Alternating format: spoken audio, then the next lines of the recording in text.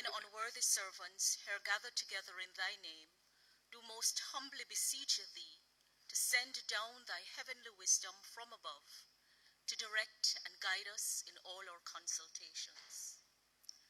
And grant that, we having thy fare always before our eyes, and laying aside all private interests, prejudices, and partial affections, the result of all our counsels may be to the glory of thy blessed name, the maintenance of true religion and justice, the safety, honor, and happiness of the king, the public weal, peace and tranquility of the island, and the uniting and knitting together of the hearts of all persons and estates within the same, in true Christian love and charity, one towards another, through Jesus Christ our Lord. Amen.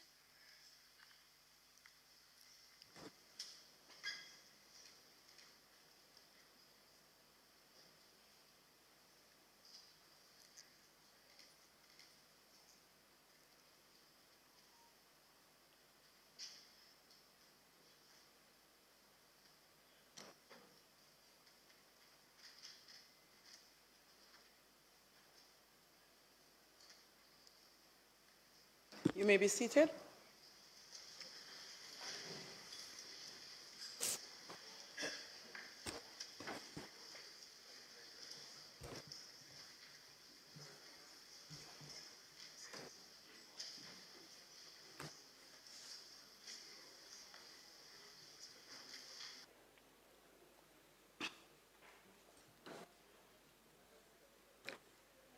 This Honorable House now resumes its sitting.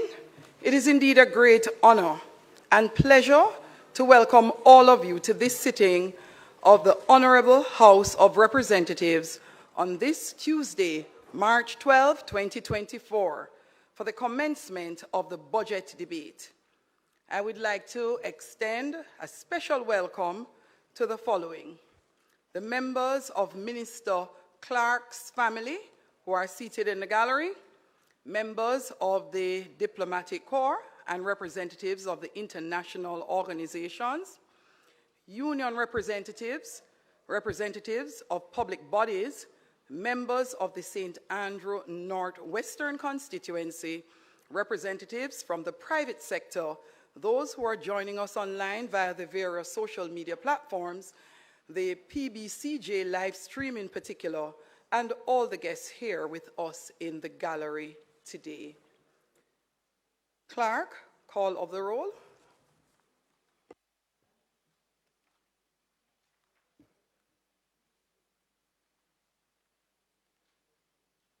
Mr. Clarke, Mr. Bartlett, Mr. Holness, Dr. Clarke, Dr. Chang, Ms. Grange, Mrs. Williams, Mrs. Malou Fort, Dr. Tufton, Mr. McKenzie, Mr. Chuck, Mr. Vaz, Mr. Charles, Mr. Green, Mr. Warmington, Mr. Morgan, Mr. Hutchinson, Mr. Terry Long, Ms. Smith, Dr. Dunn, Mrs. Cuthbert Flynn, Mr. Main, Mr. Davis, Mr. Witter,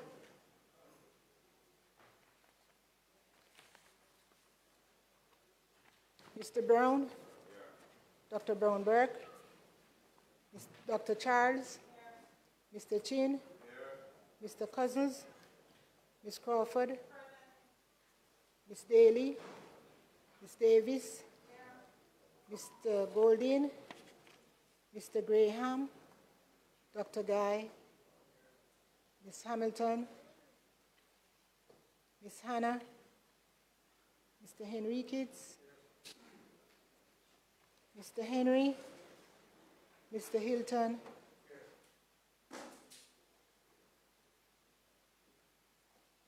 Mr. Jackson, Mr. Lawrence, Ms. Lee, Mr. Miller, Mr. Montague, Ms. Morrison, Mrs. Nita Garvey, Mr. Paulwell, Mr. Phillips, Dr. Phillips, Mr. Robertson, Mr. Robinson, Mr. Samuda, Mr. Shaw, Mr. Siblist, Mr. Slowly, Mrs. Vaz, Dr. Wheatley, Mr. Williams, Mr. Wilson, Mr. Wright.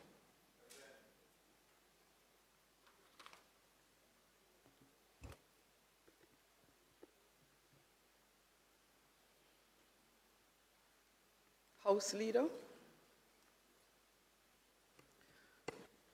Madam Speaker, I certainly would like to use the opportunity to welcome members to the first formal sitting in this new fiscal year 24-25. And this year promises to be a very exciting year. The agenda for the Parliament seemed to be all set already, Madam Speaker, with a lot of matters which came over from the last session. And certainly we have seen through the vigor and energy of the discussions in the Standing Finance Committee, the energy that has been displayed by members with regards to this budget. We're excited about the budget for this year, and the feature, of course, of today will be the presentation by the Minister of Finance and Planning and the Public Service, the Honorable Dr. Nigel Clarke. We are all committed, Madam Speaker, to making this year a very powerful year for democracy in Jamaica. We're excited about the prospects of continuing to serve our people, and under your able guidance, we're looking forward to a very strong, efficient, and powerful financial year, parliamentary year, and political year 24-25. May it please you, Madam Speaker. Madam Speaker, it is not intended to do any other business today, but of course, the matter of the appropriations budget and its passage by way of the commencement of the debate by the Minister of Finance. So I invite you to follow the agenda as stated. May it please you, Madam Speaker. Thank you, House Leader. Statement by ministers. Announcements. Laid on the table of the House today are the following. The Auditor General's Department examination of the components of the fiscal policy paper for the financial year 2024-2025.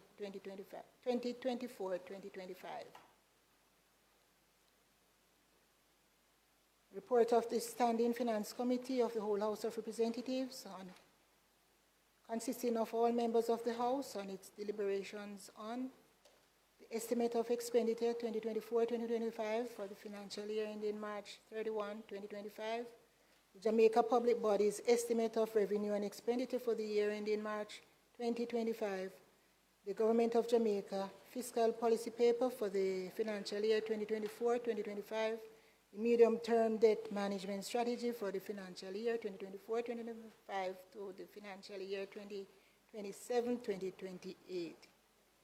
The revenue expenditures 2024-2025 for the financial year ending March 31, 2025.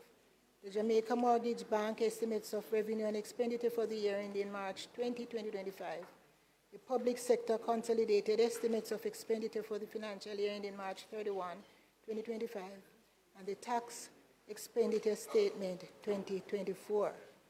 The Auditor General's Department certified appropriation accounts for head 72,000 from the Ministry of Local Government and Community Development for the year 2021-2022. Annual report and statement of accounts of the Statistical Institute of Jamaica for the financial year 2019-2020 and its related ministry paper numbered 10/20/23 under said title. Annual report on audited financial statements of the National Hotels and Properties Limited for the financial years 2026, 2027, 2017, 2018, and 2018, 2019. Annual report of the Jamaica Promotions Corporation for the financial year 2020-2021. Annual report and statement of accounts of the Bank of Jamaica for the year ended December 31, 2023. Jamaica Hansard parliamentary proceedings of the Honorable House of Representatives for sessions 2016 to 2017, volume 42, number 3, dated January 10, 2017, and January 31, 2017. Jamaica Hansard parliamentary proceeding of the Honorable House of Representatives for session 2017 to 2018, volume 42, number 1, part 1, dated February 9, 2017 to April 26, 2017, and part 2, dated May 2, 2017 to July 25, 2017. Bills brought from the Senate, petitions, papers, reports from committees. House Leader.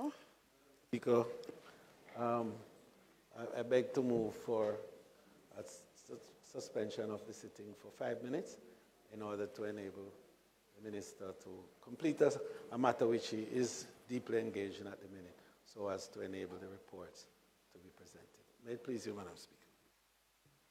The question is that the House suspend its sitting for 5 minutes to facilitate the next item on the agenda. Those in favor? Aye. Those against? The ayes have it. Suspended for 5 minutes. We resume at 2:19.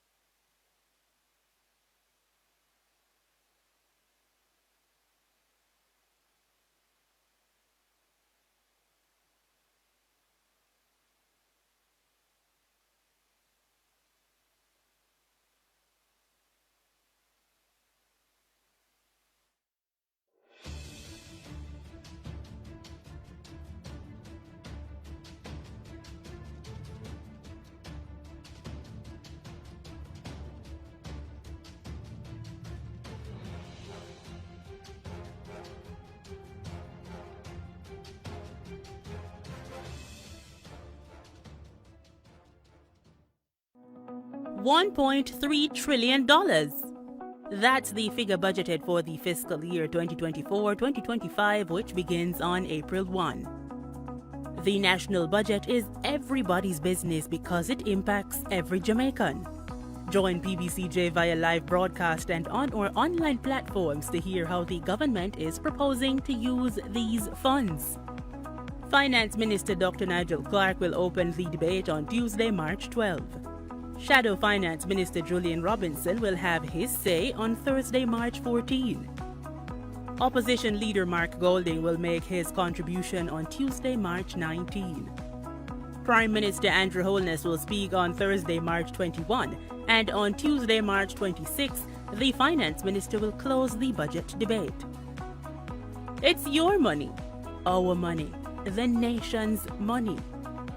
PBCJ, the People's Station, bringing you the 2024-2025 budget debates live.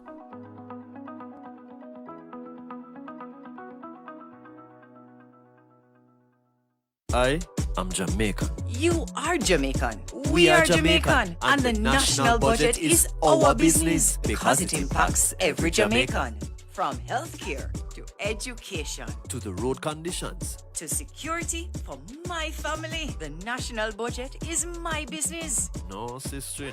It is our business. The national budget is everybody's business because it impacts every Jamaican. Visit the Ministry of Finance's website at mof.gov.jm for more information.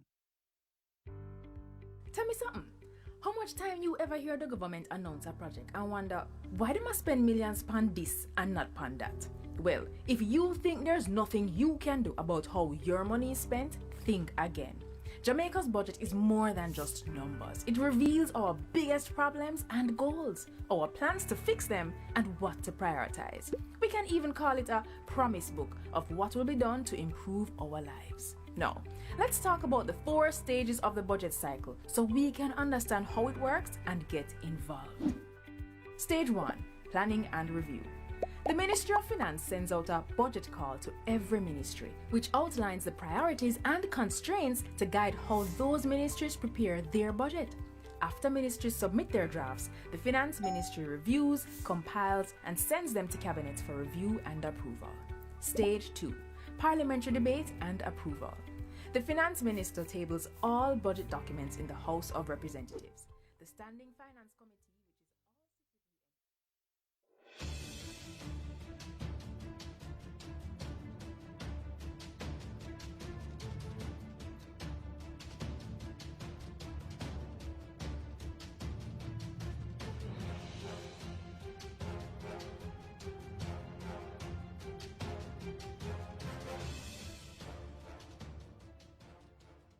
Revenue and expenditure for the year ending March 2025, the Government of Jamaica Fiscal Policy Paper for the financial year 2024-25, the Medium-Term Debt Management Strategy for the financial year 2024-25 to the financial year 2027-28, the Revenue Estimates 2024-2025 for the financial year ending March 31st, 2025, the Jamaica Mortgage Bank estimates of revenue and expenditure for the year ended March 2025, the Public Sector Consolidated Estimates of Expenditure for the financial year ending March 31st, 2025, and the Tax Expenditure Statement of 2024. Notices of motions given orally. At the next meeting of the House, I will move the following. Be it resolved that the report of the Standing Finance Committee of the whole House of Representatives, consisting of all members of the House, on the estimates of expenditure 24-25 for the financial year ending March 31st, 2025, the Jamaica Public Body's estimates of revenue and expenditure for the year ending March 2025, the Government of Jamaica Fiscal Policy Paper for the financial year 2024-25, the Medium-Term Debt Management Strategy for the financial year 2024-2025 to the financial year 2027-28, the Revenue Estimates 2024-2025 for the financial year ending March 31st, 2025, the Jamaica Mortgage Bank estimates of revenue and expenditure for the year ending March 2025, the Public Sector Consolidated Estimates of Expenditure for the financial year ending March 31st, 2025, and the Tax Expenditure Statement 2024, which was laid on the table of the House on the 12th day of March 2024, be approved. Madam Speaker, I further beg to give notice that at a later stage today, I'll move for the suspension of the standing orders to enable me to take this motion. And Madam Speaker, I beg to give notice that at the next meeting of the House, I will move to have introduced and read a first time a bill entitled An Act to Apply a Sum out of the Consolidated Fund to the service of the year ending on the 31st day of March 2025 and to appropriate the sums granted in this session of Parliament.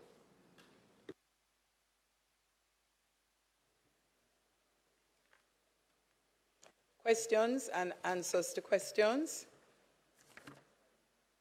Motions that may be made at the commencement of public business requiring notice, motions relating to the sitting of the House, motions for leave to introduce bills, presentation of bills without leave of the House first obtained. Minister.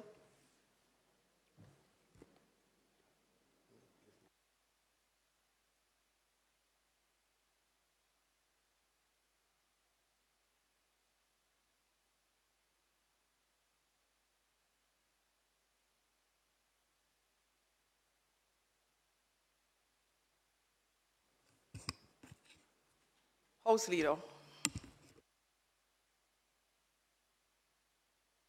House Leader, let me just say public business. Madam Speaker, on the matter of public business, The sole business for today, of course, is the debate initially on the report from the Standing Finance Committee, and then subsequently the bill, the Appropriations Act, which will be taken at a later point. Madam Speaker, just before the Minister presents the report, permit me to join you in welcoming the members of the gallery, and I see a number of diplomatic partners as well as trade and industry and financial partners and a number of other individuals who have joined us today, and we welcome you and may you enjoy today's sitting of the House. May it please you, Madam Speaker. Minister at Public Business. Madam Speaker, I now beg or move for the suspension of the standing orders to enable me to take the motion, notice of which, regarding the report of the Standing Finance Committee, notice of which I gave earlier. Thanks, Minister. The question is that the standing orders be suspended to enable the Minister of Finance and the Public Service to take the motion regarding the report of the Standing Finance Committee, notice of which he gave earlier. Those in favor? Those against? The ayes have it. Minister? Speaker, as we all know, the subject of the budget debate is the appropriation bill. But before the debate commences, the report of the Standing Finance Committee tabled today must be adopted. Therefore, Madam Speaker, I now move for the motion for the adoption of the report of the Standing Finance Committee, notice of which I gave earlier. The question is that the motion for the adoption of the report of the Standing Finance Committee be approved. Those in favor? Those against? The ayes have it. House Leader? Madam Speaker, I now beg to move for the recommittal of the item at presentation of bills without leave of the House first obtained in order for the appropriation bill to be tabled. May it please you, Madam Speaker. Thanks, House Leader. Those in favor? Those against? The ayes have it. Recommittal, presentation of bills without leave of the House first obtained. Minister. Move to introduce and have read a first time a bill shortly entitled the Appropriations Act of 2023. 24.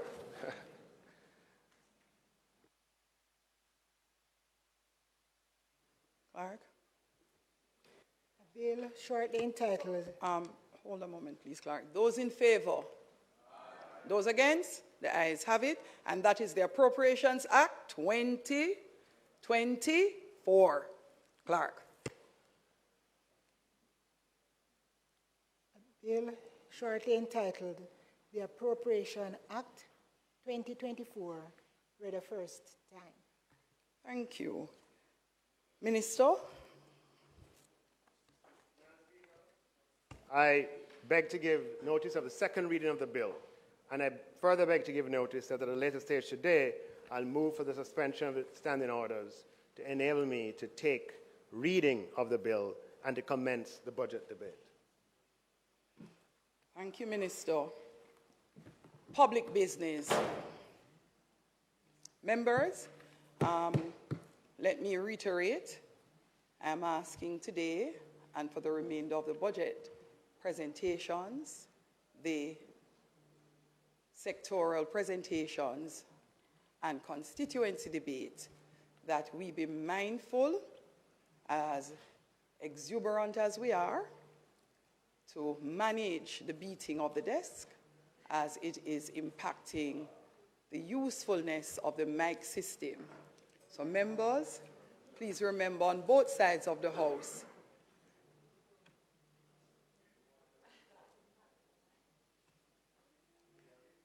members, today we will listen to our Minister of Finance and the Public Service as he opens the budget debate.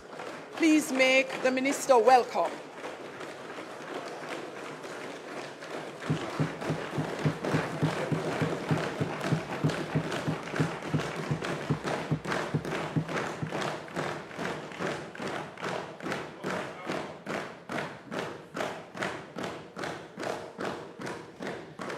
Thank you.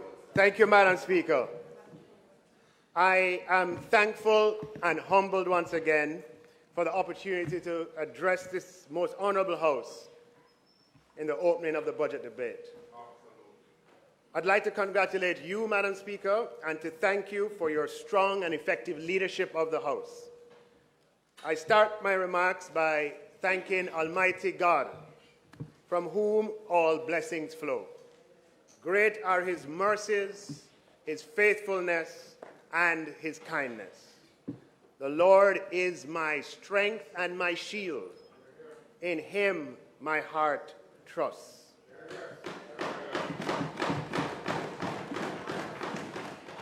Madam Speaker, I would not be here today and would not be able to make this presentation without the tremendous support, work, and effort of many persons, and I'd like to extend my sincere gratitude and thanks.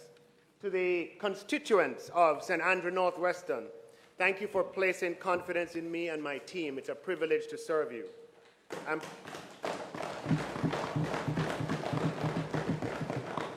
I am particularly grateful to the many workers and supporters, including the recently re-elected 3 councillors of St. Andrew Northwestern.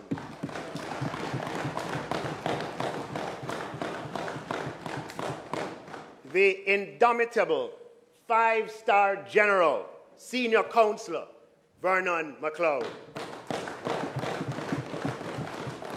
The suave family man, as he is now, Councillor Dwayne Smith. And man with his ears to the ground, Councillor Andrew Harris, and other members of the constituency executive, several of whom are present in the gallery today. Thank you for your sacrifice, your enthusiasm, faithfulness, and support. Madam Speaker, I consider it a privilege to serve in the cabinet of the Most Honorable Prime Minister Andrew Holness, the builder. He's a visionary, courageous, strong, empathetic, and wise, and I'm grateful for his counsel, advice, and confidence in me.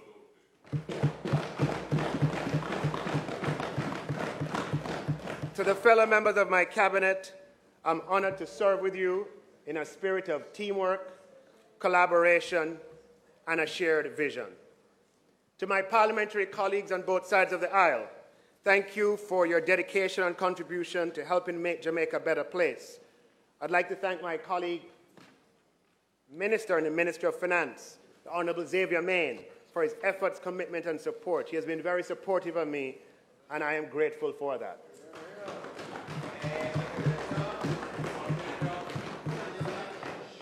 Madam Speaker, Jamaica is truly blessed to have an exceptionally talented, dedicated team at the Ministry of Finance who I'm fortunate to serve alongside.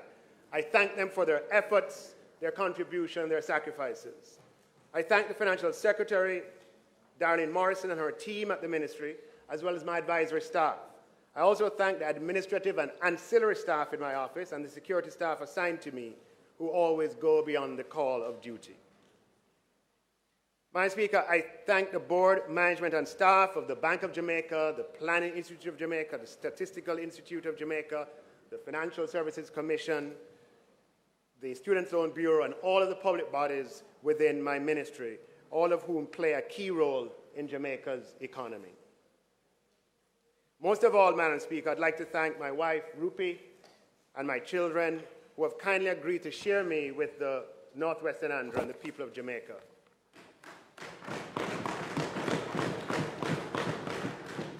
I'll always be grateful for your love, understanding, and support. I'm also grateful for the steady and kind support of my siblings. And I remain indebted to my parents, the late Justice Nigel Clarke and Mrs. Mary Clarke, for instilling in me a commitment to service of others and pursuit of excellence. Madam Speaker, thanks to those who made it here today in the gallery, members of the diplomatic corps, members of the business community, I mentioned members of the executive, members of the media, and others. And I'd like to thank, Madam Speaker, those who are joining in on radio, social media, in the diaspora. Thank you for participating in these debates. And to all the people of Jamaica, we work for you. You inspire us every day, and we're humbled and grateful for the opportunity to serve you. Madam Speaker, in this budget presentation, I will provide the data that supports the fact that Jamaica's macroeconomic fundamentals today are stronger, better, and more favorable than at any time over the last 50 years. I'll define economic stability and demonstrate that this period is the only period in the last 50 years where we have enjoyed this. I'll advance the argument that economic stability is essential to the growth in investment and jobs which drive government revenues. And it is from government revenues that we finance public investment expenditure on police stations, on buses, schools, hospitals, roads, and other infrastructure, which benefit all the citizens of Jamaica over the long term. And materially increasing the levels of public investment expenditure is absolutely necessary if we are to improve quality of life. Madam Speaker, therefore, economic stability is indispensable to increasing the ability of the government to improve the quality of life and standards of living of the people of Jamaica. But while macro stability is absolutely necessary, it is by no means sufficient. Madam Speaker, in February 2018, while I was campaigning house to house during the St. Andrew Northwestern by-election, a lady greeted me at her gate and said to me something that I'll never forget. She said to me, "You see all them things there? Growth, debt, inflation. Them important, you know? Them very important. But them not important for we. What is important for we is the garbage collected? Is the pothole them fixed? Are the street lights working? That is what is important for we." Real story. It was one of those moments that will always remain with me. I shared this experience with a few people at the time, including the Prime Minister. And these words have been close to me since then. It was that conversation, Madam Speaker, that was a motivating factor in one of my very first moves as Minister of Finance and Public Service to pay down the streetlight $7 billion bill, which at the time was over 24 months due.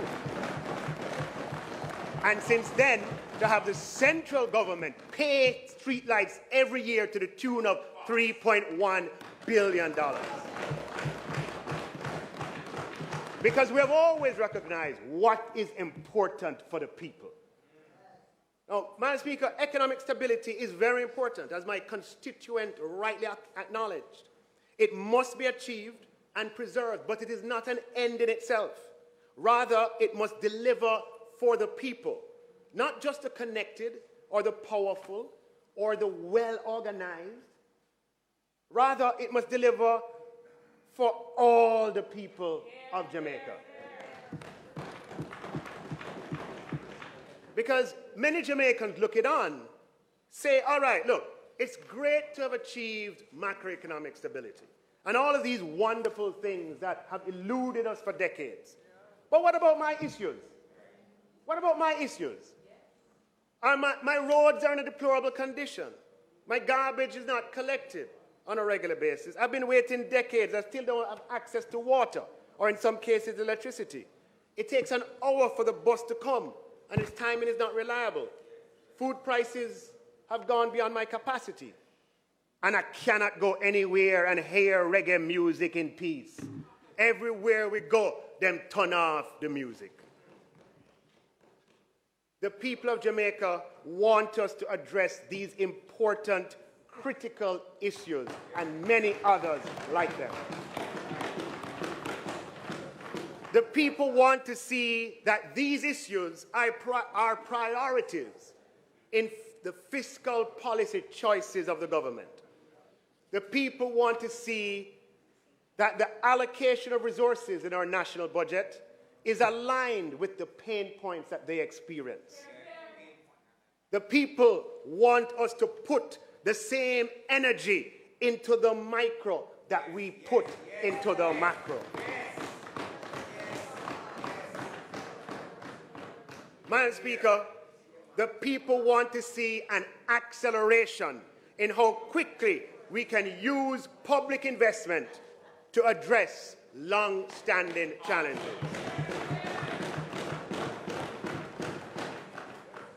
Madam Speaker, I'd like to use this opportunity to speak directly to my constituent who gave me such good advice, as well as to all Jamaicans. We hear you loud and clear.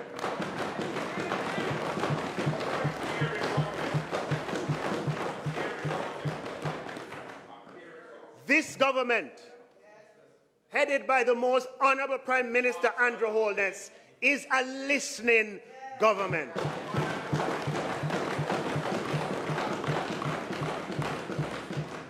Madam Speaker, we listen to the people. And let me say very clearly that what is important to you is also very important to us. Not only have we listened and heard you, Madam Speaker, let me make it abundantly clear that we're also a government that responds.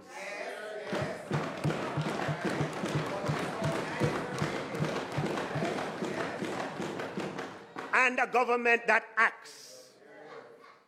As such, Madam Speaker, we will align our fiscal policies to address the pain points in our society.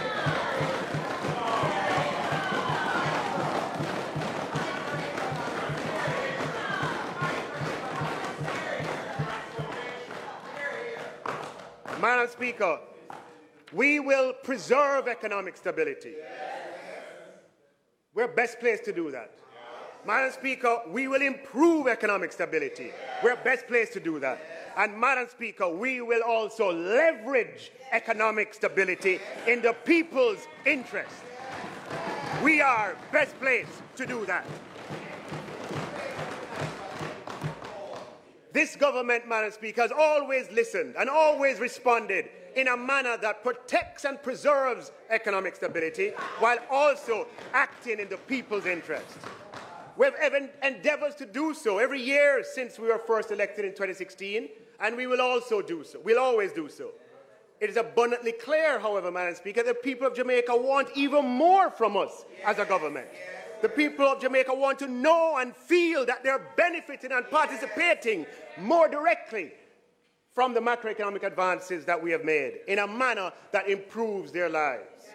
Madam Speaker, this has always been our commitment, and we have a strong track record of record quality of life improving achievements that support this.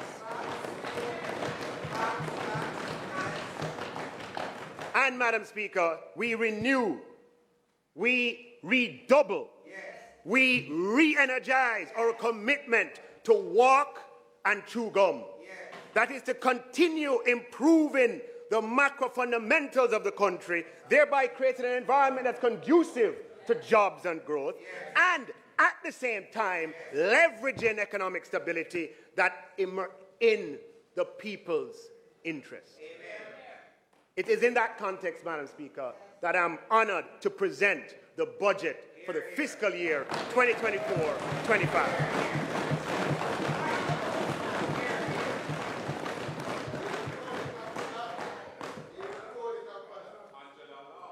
So, Madam Speaker, we spend a little time on the macro achievements and then move on from there. We need economic stability to sustainably improve standards of living. And, Madam Speaker, we can also be proud of Jamaica's strong democratic tradition. This year marks 80 continuous years of electoral democracy in Jamaica. Jamaica stands among a handful of countries in the world with such a long record of free and fair elections. Indeed, we just completed the 2024 Parish Council elections. And I want to thank all the citizens of Jamaica who participated and all the candidates, and to congratulate them. Madam Speaker, I'm also pleased to report that despite the local government elections, our fiscal, monetary, and economic processes were uninterrupted, and we remain steadfast in continuing to address the important business of the people of Jamaica during elections, before elections, and after elections. Madam Speaker, as I said when the budget was tabled, we are tabling the national budget on time, within schedule, and this debate is being opened on time and within schedule, which was not always the case. For the listening public, the general elections in 1989 were held on February 9th, the same month as this election, and the national budget was delayed until June of that year. The general elections of 2016 were held on February 25th, and this delayed the national budget until May of that year. Madam Speaker, some persons, I won't call any names, might be quick to point out that these are general elections, while February 26th are local government elections. To those persons, I would point to the local government elections of February 1981, which resulted in a delay of the budget until May of 1981. Madam Speaker, election or no election, the national budget must be passed in the House by March 31st each year, and that is now law. And it's a sign of progress for our country. This brings order, increases certainty, and allows citizens to plan. Election or no election, the people's business must go on. Madam Speaker, another example, the Planning Institute of Jamaica has an annual schedule of public economic briefings, and this schedule is decided in advance. Despite the then pending local government elections, the PIOJ held their quarterly briefings on the scheduled date, as they always do, and updated the country on economic projections. Election or no election, the PIOJ updated the country on time, on schedule, with no delay. Now, Madam Speaker, this is something I have to comment on. Similarly, the Bank of Jamaica has monetary policy committee meetings on a scheduled basis each year. The dates of these meetings are published in advance, and the minutes of those meetings are required by law to be made public after the meetings are held. In addition, the BOJ holds a scheduled monetary policy briefing and press conference after each monetary policy committee meeting. Madam Speaker, Jamaica should be proud of the fact that a few weeks ago, the BOJ held its monetary policy briefing and press conference, where it updated the country on monetary policy developments and the outlook for inflation on time, on schedule, election or no election. Now, Madam Speaker, change can be difficult, but these are important developments. The predictability of scheduled economic policy updates from our primary economic institutions taking place on time and on schedule is an essential feature of a modern market-based economy. In a market economy, individual households and businesses in aggregate allocate vast amounts of resources on a daily, monthly, weekly basis, and this private allocation exceeds what the government has available to deploy. Timely and credible economic data and information is indispensable to the efficiency of this process and to the maintenance of a vibrant economy. Credibility is enhanced if these data being provided are done in a predictable manner, impervious to perceptions of whether the data are convenient or not, or to which segments of society they may appear convenient. On the contrary, if economic institutions pick and choose when to speak and adjust according to electoral or political cycle, their pronouncements become suspect, and the service they deliver to the Jamaican citizen, households, and businesses and investors as well is weakened.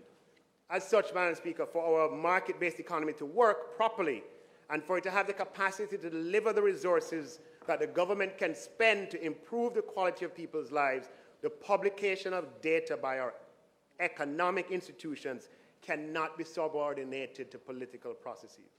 Jamaica lifted capital controls in 1993. Since that time, capital can flow in and out of Jamaica freely. In fact, it moves more freely than people. In such a system, confidence is very important, and it can be irreparably damaged if people believe that economic data is provided in a manner that suits the government of the day, or if a pre-scheduled economic data releases are withheld or postponed during electoral cycles. As such, the practice is that once a schedule is set for these primary data releases, and they're done 4 times a year, the schedule is public on the website, those briefings do not vary. And why not one time? Well, the problem is if you do it once, you set an unfortunate precedent that it can be done again and again. There's too much at stake, Madam Speaker. For the past 62 years, we have been squeezed into borrowing US dollars from abroad. We demonstrated that with a credible regime, credible economic and monetary policy regime, we were able to borrow in Jamaican dollars for the first time. Madam Speaker, I propose that we formally implement public protocol under which it's clear to everyone that our major economic institutions continue to adhere to a fixed schedule of major data releases and commentary where the schedule is made public at the beginning of the calendar year, but restrict discretionary interviews or speeches by invitation during an election period, which has been the practice. In the June 2016 referendum in the UK, a similar protocol was established and made public. It had existed before, but it was written and made public on this occasion. Some will say, but wait a minute, that's the big UK. You know, what does that have to do with small Jamaica?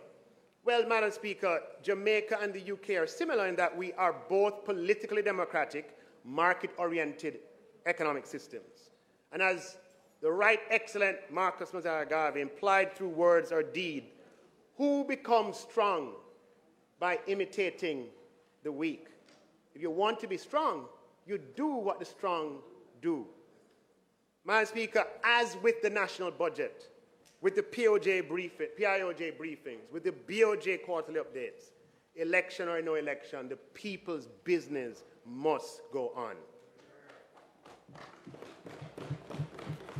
And as I stated before, Madam Speaker, we are committed to ensuring the people's business is addressed on time, on schedule, all the time.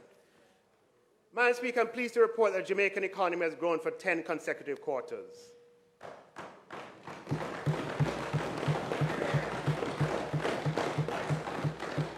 It is the second longest period of quarterly growth since we started measuring growth quarterly in 1997. The longest, Madam Speaker, was December 2015 to October 2019, when Jamaica experienced 19 consecutive quarters of growth. So, you know, we grow 7 quarters, then we have a couple quarters of decline. Grow 3 quarters, then decline. Grow 9 quarters, then decline. 9 quarters, decline. 1 quarter, decline. So our history has been punctuated, certainly prior to, since we measured growth 1997 until 2015, before that 19 periods of growth, we had as many periods of quarterly growth as we had decline. And some observers cite the fact that for 40 years, between the 1970s and the 2010s, our average economic growth was 1%. That is true. But, Madam Speaker, that masks a deeper truth. It is the variation of growth around that average where the problem has really been. Jamaica's economy, and here we have the 10 quarters of growth on the screen. Jamaica's economy has been characterized by profound volatility, massive ups and downs in quick succession and wild swings. And that has not been good for jobs, Madam Speaker, which is why the unemployment rate was so high for so long. It is that start and stop of the economy and high unemployment that we aim to address. We want to have longer periods of economic expansion and quick recoveries from economic shocks. We want to dampen economic volatility. It's for that reason, Madam Speaker, that we celebrate the 10 quarters, because it has not been the norm. Madam Speaker, Jamaica's per capita GDP is a measure of economic output divided by the number of Jamaicans. Using Jamaica's nominal per capita GDP at the end of fiscal year 2023-24, Madam Speaker, and our GDP per capita, at the end of fiscal year 23-24 is projected to be roughly $7,000 US. Using the GDP figures from Stockton and the population data that we have and the closing exchange rate, it has gone up. Anybody notice? It's now $7,000. But, Madam Speaker, we have a lot of catching up to do, because Trinidad and Barbados, for example, are moving at the same time, and they are now at $20,000. But you're seeing, Madam Speaker, we're stuck at a particular level for a long time. And nobody has been noticing, but today the per capita GDP is $7,000 US.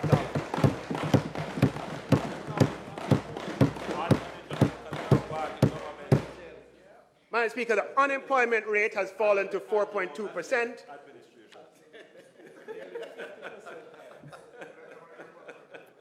4.2%, Madam Speaker. More Jamaicans employed today than ever before, 1.3 million. 4.2% is a record low. And, Madam Speaker, between 1990 and 25 and 2015, unemployment averaged. Sometimes it was higher, sometimes it was lower. But it averaged over that 25-year period 14%. That is the context, Madam Speaker. And our labor participation rate is higher than the United States, higher than the United Kingdom, higher than Barbados, higher than Trinidad. A greater proportion of our labor force, of our population, is in the labor force than all of those countries.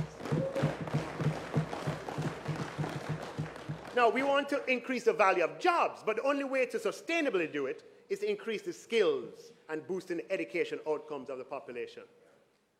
Madam Speaker, debt to GDP is projected to be 72% by the end of the fiscal year. This will be the first time, Madam Speaker, our debt ratio will be lower than prior to the FinSAC era. And it's taken us 30 years to achieve this.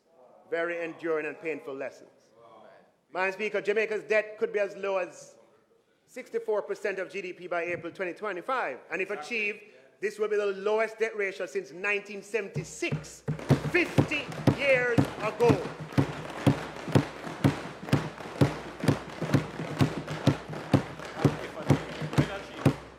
Let me just remind us, Madam Speaker, in 1970-71, Jamaica's debt ratio was 27%.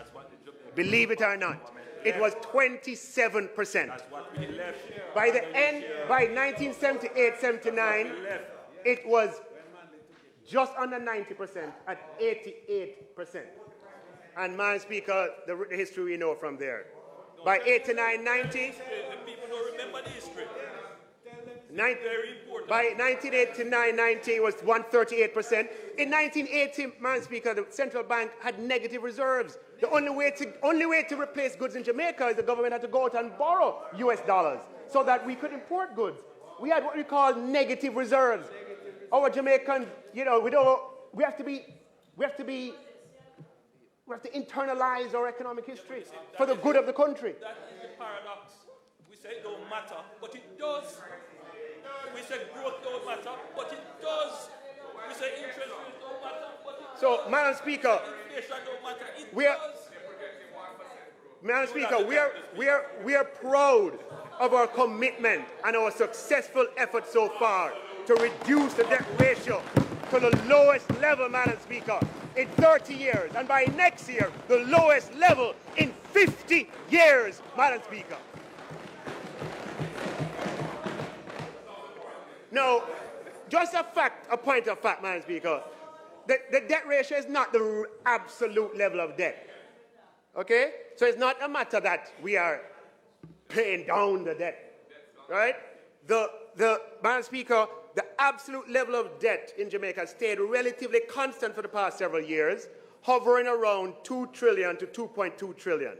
It's not that we're paying down the debt in a literal sense. We're managing the government's finances so that we don't materially increase the size of debt. While we grow the economy, so the debt does not become a threat to the economy. And we grow the economy so that the ratio between the size of the debt and the size of the economy gets lower each year.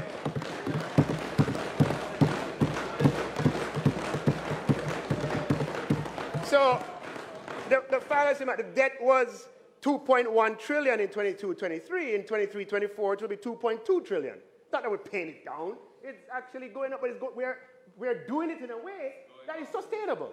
Right? Now, Madam Speaker, over the past 10 years, beginning fiscal year 2013-14, Jamaica has achieved all of its fiscal targets in the budgetary process. That's 10 years. 3 years under the prior administration and 7 years under this administration.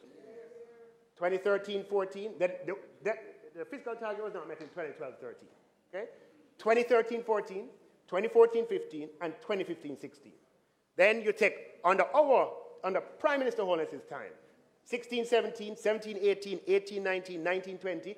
2021 was COVID, so we used when we revised the budget, we met that target. 21-22, 22-23. And if we meet it this year, there's still a couple of days to go, it would be the 8th under this administration and 11th consecutive year overall. Madam Speaker, fiscal credibility has improved dramatically as a result, and the trust in Jamaica's economic policy-making environment has multiplied several-fold. This, in turn, has made Jamaica a much more attractive destination for investment and explains, in part, the robust growth in jobs. The more fiscally credible you are, is the better our terms in trading with the rest of the world, Madam Speaker. Now, all countries need to borrow to finance their operations. However, when countries like Germany or Japan borrow, or any one of a number of developed countries, they don't need to borrow in US dollars or in any currency other than their own. Germany borrows in euros. Japan borrows in yen. This means that Germany and Japan have little or no foreign exchange exposure on their international obligation, debt. In other words, foreign exchange risk is effectively eliminated, and that helps to make them economically stronger and more resilient. And international investors lending to Germany and Japan are content lending to them in euros and yen because they have trust in the stability of the economic environment that Germany and Japan have, as their institutional mechanisms, such as independent central banks, guarantee price stability. For a developing country like Jamaica, the picture is quite different. Jamaican developing countries also need to borrow internationally. There's not enough resources domestically. But when developing countries choose to borrow internationally, they're compelled to do so in currencies other than their own. International investors want the comfort and safety of the US dollar or a similarly strong developed world currency. This has the effect of adding a source of risk to the economies of developing countries, because borrowing internationally introduces foreign exchange risk vulnerability. Madam Speaker, it was in 2019 that I publicly stated that Jamaica will launch its first local currency bond internationally within 5 years. Madam Speaker, some people thought I was whatever. The Gleaner captured my statement, and I'm particularly pleased that November 2023, prior to the expiry date of that commitment, the government of Jamaica issued its first ever Jamaican dollar currency denominated instrument in international capital markets. Never been done before in 62 years. Promise made, Madam Speaker, and promise kept. Now, what this means, Madam Speaker, is that international investors from all over the world, London and Zurich, Frankfurt and New York, Boston and Los Angeles, took Jamaican dollar exposure to lend to the government to the tune of $46 billion. So, Madam Speaker, this would have been unimaginable 5 years ago. And the development represents a substantial policy dividend emanating from an improved macro environment, deepening monetary policy transparency, and the institutional mechanisms to pursue and maintain stable inflation. Madam Speaker, the ability to tap overseas investors for Jamaican dollar financing broadens and deepens and diversifies government funding sources, while providing an opportunity over time of altering the currency mix in a national debt. Madam Speaker, the more of our national debt that's in Jamaican dollars is the stronger Jamaica will become, and the more we'll be able to benefit the people. Today, the foreign component of our debt is 62%. Our goal is to get it to 50% within a reasonable period of time. It will take time, but we have to have ambition. Our goal is to reduce it to 50%. Madam Speaker, the level of foreign exchange reserves stands at $4.7 billion. This is more reserves than we've had at any period in the past, and it will soon pass $5 billion US dollars for the first time. We've come a long way. As I mentioned earlier, Madam Speaker, in 1980, Jamaica had negative foreign exchange reserves, and that influenced what had to happen because the country needed foreign currency. The only way to get it would have been to borrow, and that is what happened. And it wasn't, for 17 years, we had negative net international reserves. For 17 years. 17 years. Jamaica is a small island in a big world, and we have to import much of what we need, and we need foreign exchange to do it. An adequate supply of foreign reserves is a signal to suppliers at Jamaica that they will get paid. And, Madam Speaker, that came in useful in the COVID pandemic when we lost $4 billion US dollars of foreign exchange inflows like that. tourism brings in $3 to $4 billion a year. We went down to zero like that.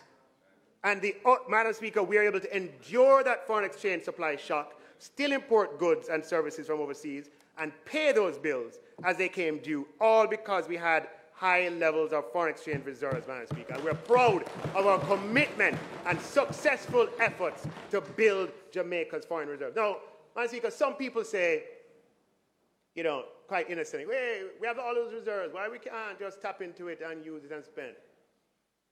I understand the question. But, Madam Speaker, it is those reserves that underpin the Jamaican currency. You notice how the Jamaican currency start behave all of a sudden, right? Because we have reserves backing it. If we were to do something like that, what would happen is that our currency would become very, very unstable, as it has been in the past. We'd have high inflation, and the people would not benefit. You would think you're benefiting the people, but ultimately they would not benefit because it would make life more difficult. We have been there. That's the good thing about our history. We have been there. We know what it is like. And so we don't want to repeat the errors and mistakes, Madam Speaker. Now, Madam Speaker, on the matter of, I just want to touch something here. Every country has tax revenues that vary throughout the year. And so governments have to borrow to finance. And the way the world works is that the more a country needs money, is the more that money will cost. You hear what I said? The more a country needs money, is the more that money will cost. That's a reality that existed long before our time, and it will exist long after our time. As such, since money costs more the more a country is seen to need it, the key for a country is to not be in need of any other people's money. The key is for a country not to be dependent on other countries' money. The better that you're able to take care of yourself by yourself, the bigger the ratings that you get in the credit world. That's just how it goes. The better able you are to pay back your loans, the bigger rating you get in the credit world. And, Madam Speaker, I'm happy to report that just last week, following two other rating agencies, Jamaica got the highest rating in 18 years from that rating agency, Fitch. And last year, the highest in 20 years. Now, Madam Speaker, what that means is that what Jamaica borrows for new loans is 3 points to 5 points lower than some of our peers in the Caribbean. So if we have to borrow $500 million US, and a peer country in the region has to borrow $500 million US, we pay between $15 and $25 million US per year less than they do. And the lower cost to our country, Madam Speaker, means we can do more with the money in the interest of the people. So, Madam Speaker, the way the world works is the more you need other countries' money, is the more you'll pay for it. And because the more you pay for it, is the less you can do with it. The lower your credit rating is the more you will pay for money, which is the less that you can do. Now, Madam Speaker, as I said, what we want to do is to be able to do more with money. So we have to put the country in a position that we lower our dependence on the outside world for money. Not that we don't need it or we can't access it, but we lower our dependence on it. We have multiple options.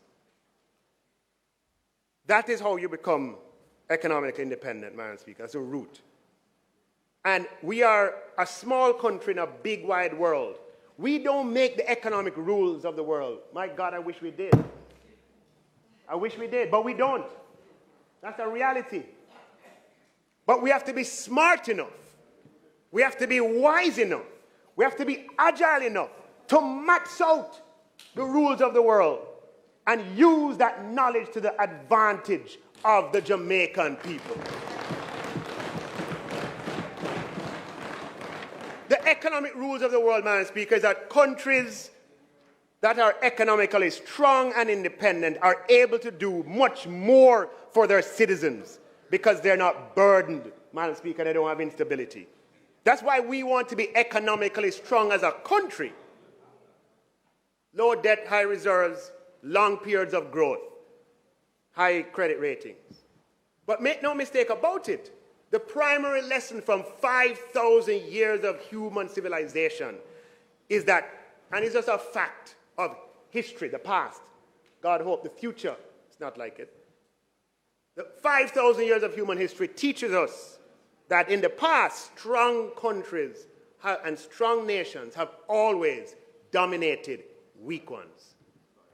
We don't want to dominate any other country. We just want to be economically strong so that we can offer our people a good quality of life and ensure that we are never dominated by others. Madam Speaker, as children of Her Excellency the Warrior Nanny of the Maroons, and as sons and daughters of Excellency Sam Sharp, Paul Bogle, George William Gordon, and Marcus Garvey, who paid for their lives and their freedoms, we have a duty to the present and the future generations. We have an obligation to fulfill the manifest destiny that is ours as a nation.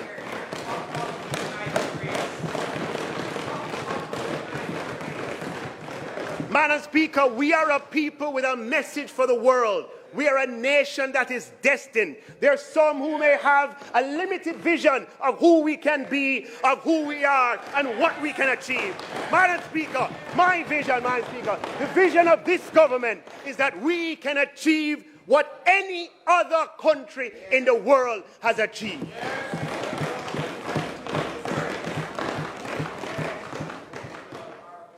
So, Madam Speaker, I'm pleased to report, as I said, that the macro fundamentals are better than any time in the last 50 years. Does that mean that all Jamaicans are hunky-dory and well off? Not at all, Madam Speaker. Far from it. Far from it. And that's something we're going to have to address. It is something that we have been addressing. And it is something that we'll continue to address, Madam Speaker. But we cannot afford to throw out the baby with the bathwater. In other words, let us be careful not to make the tragic mistake of acting in a way that we lose the good parts of what we possess because we reject it as a whole instead of just fixing what needs to be fixed and keeping what is good. Because it's a very good thing, Madam Speaker, that we have achieved what we have on the macro levels. And it's important that we keep that strength, build on it, and get even stronger. So, Madam Speaker, when we talk about history, let me first say that I have nothing but respect and deep veneration for all of Jamaica's former leaders, Their Excellencies Alexander Bustamante and Norman Manley, the most Honourable Michael Manley, Edward Siaga, P.J. Patterson, Portia Simpson-Miller, and Bruce Golding, and the administrations that they led. Each of those administrations made huge contributions to Jamaica, and we truly stand on the shoulders of giants. The purpose of historical references and comparisons is not to take anything away from their achievements or contributions. They were products of their time, in much the same way that we are. The purpose, however, Madam Speaker, is to collectively learn from our economic history, as all powerful societies do. When you go and take your MBA or your Master's in Government in the United States, or in Europe, the first thing they teach you is about the tulip bubble. They teach you about the 1929 stock market crash. Societies learn from their history. History, as Malcolm X said, is the most important subject.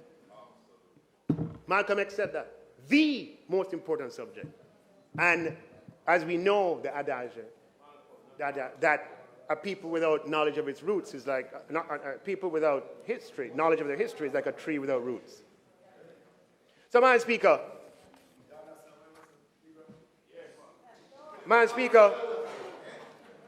over the last 5 decades, Madam Speaker, this is the,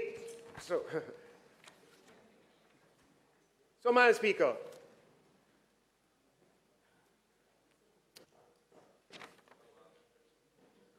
we intend to pursue economic stability in the people's interest. It is stability that allows us to expand. Minister, in fact, you do have another minute, but listening to your speech, I do not want to break you when you are in full stride. So, House Leader.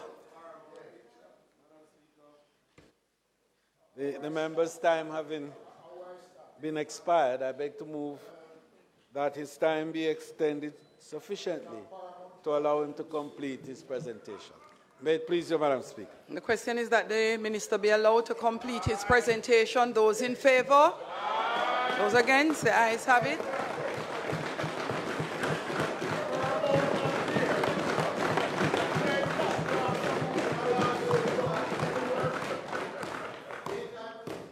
So, Madam Speaker, I want to make it clear that we pursue economic stability in the people's interest.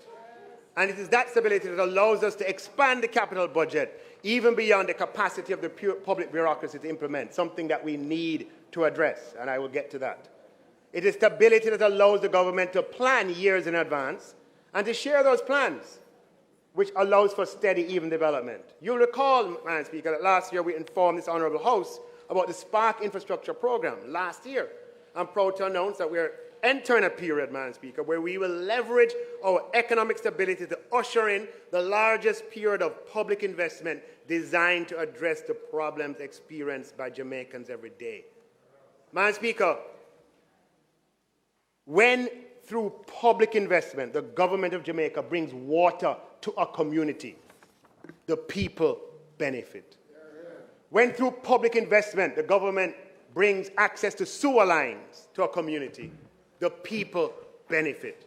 Madam Speaker, when the government is able to bring JUTC buses so people can plan their businesses and ride in comfort, the people benefit. When the government builds new hospitals and schools in public investment, the people benefit. When we build new tax offices, the people benefit. When we build public parks and new courthouses and acquire garbage trucks, the people benefit. Now, Madam Speaker, in my capacity as chairman of the Public Investment Management Committee, the committee embedded in the Financial Audit and Administration Act, responsible for considering, reviewing, and approving public investments, let me assure you that we will positively impact the daily experience of Jamaicans with public investment expenditure designed to solve pain points. Some of these will be financed by the government and some by the private sector by way of structured transactions. Madam Speaker, the public investment program will deliver well over $1 trillion of infrastructure expenditure over the next 5 years, inclusive of this year and inclusive of expenditure by PPPs. Roads and bridges and public parks, hospitals, schools, water, sewage, irrigation systems, houses, tax offices, courthouses, buses, garbage trucks, digital infrastructure, IT systems, and highways. It will be the greatest expansion of public investment, Madam Speaker, that we have seen, geared towards improving public services. And every minister of government is involved, and we're all working assiduously on your behalf.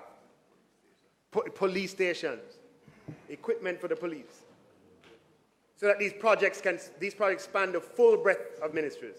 By the time he's done, Madam Speaker, the Honourable Prime Minister, the builder, will break ground and open more projects than any Prime Minister before him. No, already.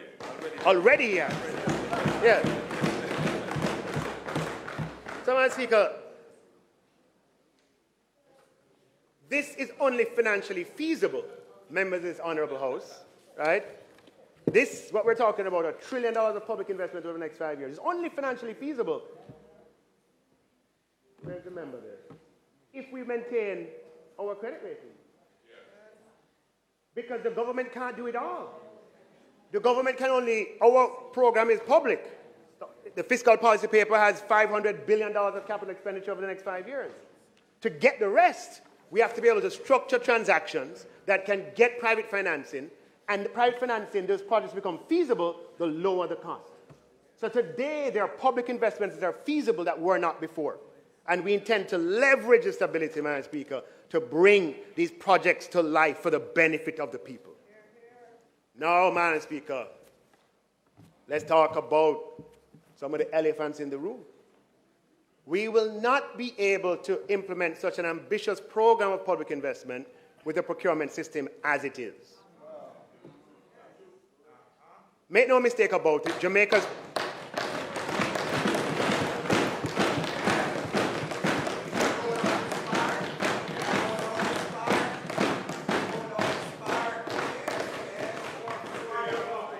And, Madam Speaker, I want you to permit me to spend a little time on this. Can you see the connection, right? We need economic stability to get public investments to solve the people's problems. But for the public investment to turn into execution, we need procurement and we need public investment to work.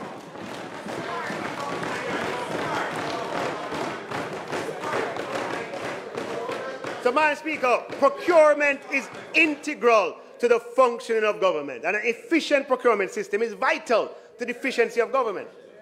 Now, procurement policy rests with the Ministry of Finance through the Office of Public Procurement, while the implementation is distributed across 200 ministries, departments, and agencies. And the time will soon come that them can't hide, because everything is digital. So we'll be able to see everything. You can't hide and say, what? The procurement system. No, we can see every step, how much time you took.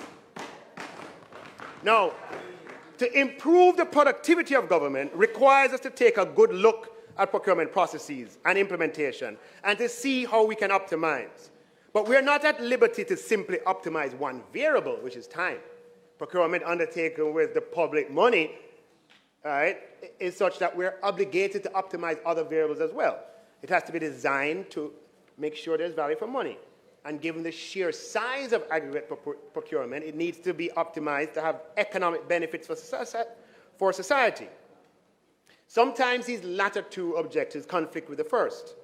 And in a society bedeviled by low trust, this conflict can be even more intense. However, with analysis based on data, we can make tweaks to the system that allows us to better optimize all three objectives. Madam Speaker, I'm pleased to update this House that Jamaica now has a fully functional electronic procurement system, the Government of Jamaica Electronic Procurement System, BOJTV. We must recognize and express appreciation for the technical cooperation of the Inter-American Development Bank and the European Union in this regard. Through its several modules, BOJTV manages tender calls and bid submissions, aids in bid evaluation. It basically is indispensable throughout all the stages of the procurement process. I promised in my 2021 budget presentation to unlock the power of electronic procurement through increased adoption, and we have been following up on that. If we want to have an efficient system, Madam Speaker, we have to go digital. And we had a 3-year transition period. Effective August 2023, whenever you make the switchover, it's always a little uncomfortable. But there's a 3-year transition period. And the switchover came in August of 2023, where every procurement above the threshold, which today is 1.5 million, has to go through the electronic system. Now, I want to show you what we can get with this electronic system. We already, Madam Speaker, have tons of data that we've been able to analyze. 14,000 procurements over the 20 months between February 2022 and October 2023. We measured the average time the procurement takes from the date of advertisement, in the case of a competitively tendered contract, or the date of notification, in the case of restricted bidding, or the date when quotes are released, in the case of single source methodology. And we measured that until the date of contract award. Pretty easy to do when you have an electronic system. Madam Speaker, I don't know if you can only see the outlines of the chart, but the first chart shows beginning in February 2022, right, the blue line shows the average kind of procurement time, going up and down, but decidedly a downward path. And this is average now across all procurement types for all procurement methodologies. A crude statistic, but a useful one nonetheless. Procurement average time oscillated between 47 and 77 days, but by the end of that period, it was 53 days. We can look beyond those basic averages and look based on methodology. The single source methodology took an average of 35 days for goods, 37 days for services, and 33 days for work. Again, we have this data because of the electronic procurement system. Couldn't respond before because the information is too hard to collate. So it took 30, this is under the pink at the bottom. That's the time that single source takes, which is why, yeah, the red. And the column to the right of the people in the parliament is goods. So when you purchase goods, 30 days single source. Services, 37. Works, 35. Leave out the first column in a second. The purple is restricted bidding. And for restricted bidding, it took 44 days for goods, 59 days for services, 85 days for works. Now, when you come to open bidding, national, Madam Speaker, an average of 152 days for goods, 202 days for services, 193 days for works. When you look at open bids internationally tendered, it took an average of 284 days for goods and 200 days for services. So when you hear people talking about procurement, Madam Speaker, it's really those that they are referring to, which are the more impactful projects, the one that can really materially change the quality of life. Well, we haven't had one in that period. So, Madam Speaker, clearly the data shows, and it confirms the experience, right, that it just takes too long for the things that really matter to people. So, we have had a good think about it, Madam Speaker, and discussed it at many levels. And we have dug deep, and I'm going to talk about some of the soft issues first, and the soft changes. Then I will talk about the harder issues. And I know that some of the people in the room want to hear the hard issues, the hard changes. But the soft changes are just as important. Madam Speaker, one of the things that we have found is that procurement failures occur too often on big procurements. And that's when a process fails to deliver, even after bids have come in. I had one in my ministry on something that was very, very, very important. Has to be done again. I know the Prime Minister had a big one. And I'm sure it has been experienced. That you go through the procurement is one of the, show the color graph again, is one of the big ones that take 200 and odd days. You go through and you finish the 200 and odd days. Do everything. And you have to go back again because it did not deliver. Either it failed. There are many reasons that describe fail. Now, the procurement team in doing the detailed analysis, Madam Speaker, and sometimes, as we discussed in standing finance, a bidder is unable to perform, cannot post a bond.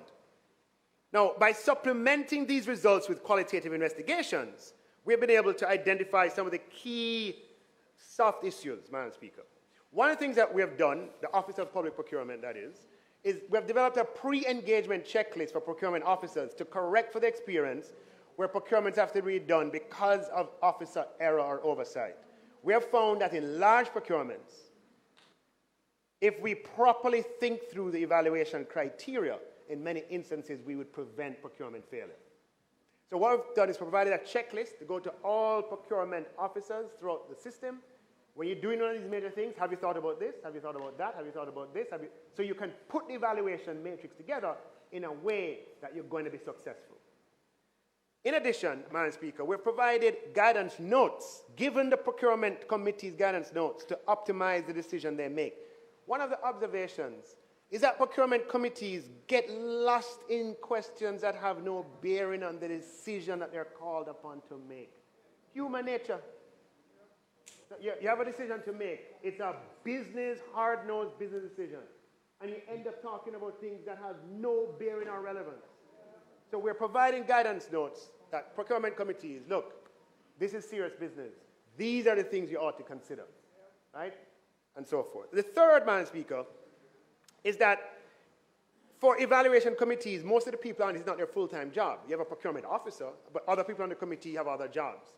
And we're kind of looking at the decision distribution between the procurement officer and the committee. There are certain things we don't need the committee to do. The final decision, yeah, in many cases, yes. But there are steps along the way that the officer can do.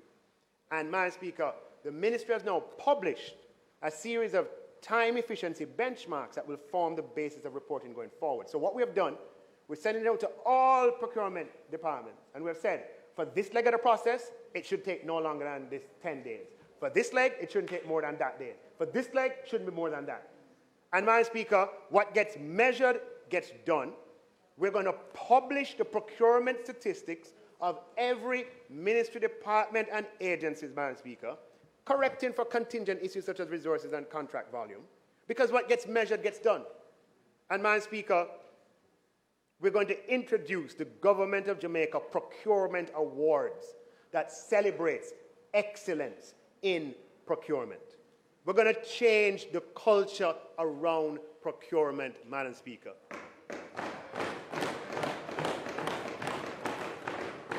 Procurement, for many, was a bad word. People afraid and scared. No, the country can't move ahead like that. We're going to say that we are going to honor and reward procurement leadership and procurement efficiency and procurement innovation across the 200 NDAs.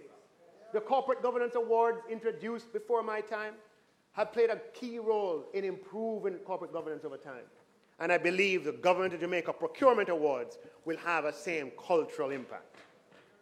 So, Madam Speaker, for the hard issues, we have reviewed the Procurement Act, and we're going to be proposing some amendments to the legal and institutional framework, and we need to get it through the system quickly. For example, Madam Speaker, in the case of contracts for goods and services, we'll be increasing the threshold below which single-source procurement is permissible from $1.5 million to $3 million, Madam Speaker. The $1.5 million threshold has been in place for almost a decade. And for works, it will go from $2 million to $5 million.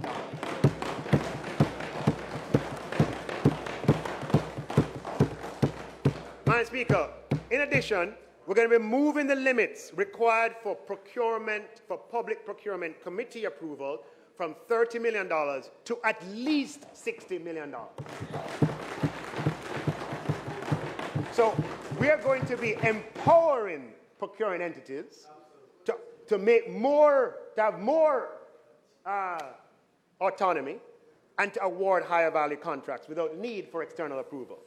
These things will speed up the pace at which the government can deliver. And, Madam Speaker, there is a mandatory 10-day standstill period in the Procurement Act. The intention is good enough, because we're like, again, it's built for negativity. Oh, if there's just in case somebody gets upset, we have to have a 10-day, the procurement done, you're ready to go. You have to sit down for 10 days, 2 weeks, and wait, because what? Somebody's going to come and complain or whatever. Now, I can understand that for the large material procurement, but my God, to hold up the whole system, the whole procurement system, 10 days, for what? Madam Speaker, we're going to shave unnecessary delay, and we're going to abolish this mandatory standstill for all but the large procurements.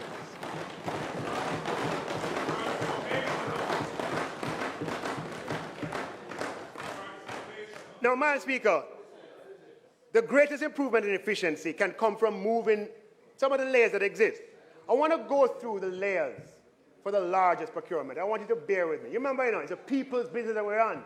We're talking about accelerating how we can deliver to the people's benefit. All right, I want you to stay with me.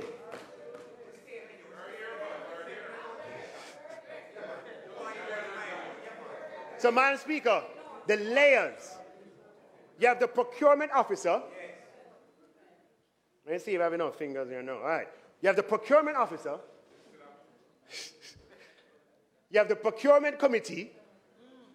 And after that, it goes to the head of the procuring entity.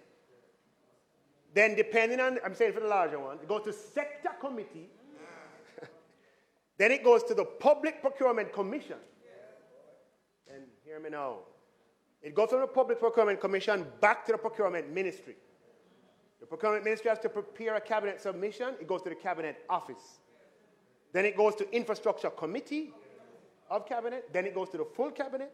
Then it goes back to the Procuring Ministry. I need a tour. It then goes back to the Procuring Officer. No, Madam Speaker.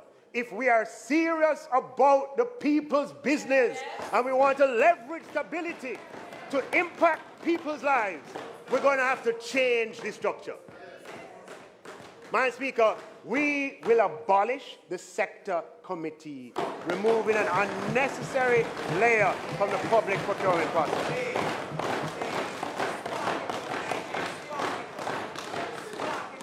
Now, Madam Speaker, the draft bill is in advanced stages. Madam, I know I'm dependent on the process to help me to get the bill quickly. And I know that my colleague minister, Malahu Fort, will make sure that this bill comes forth 2 weeks' time. 2 weeks' time.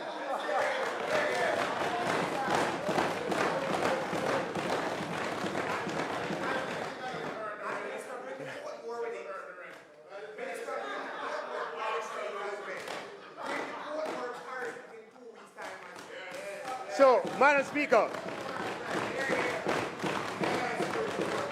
I want to touch on I want to touch, it's family time, Jamaican family. I want to touch on a part of the procurement process that we can't afford to overlook because we're serious about the people's business. Okay? Yes.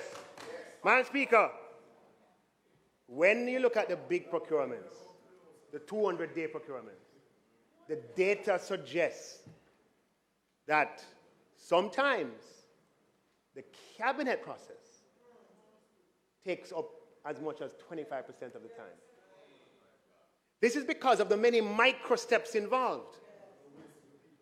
Right? After Public Procurement Commission has approved it, it's not approved by some independent people.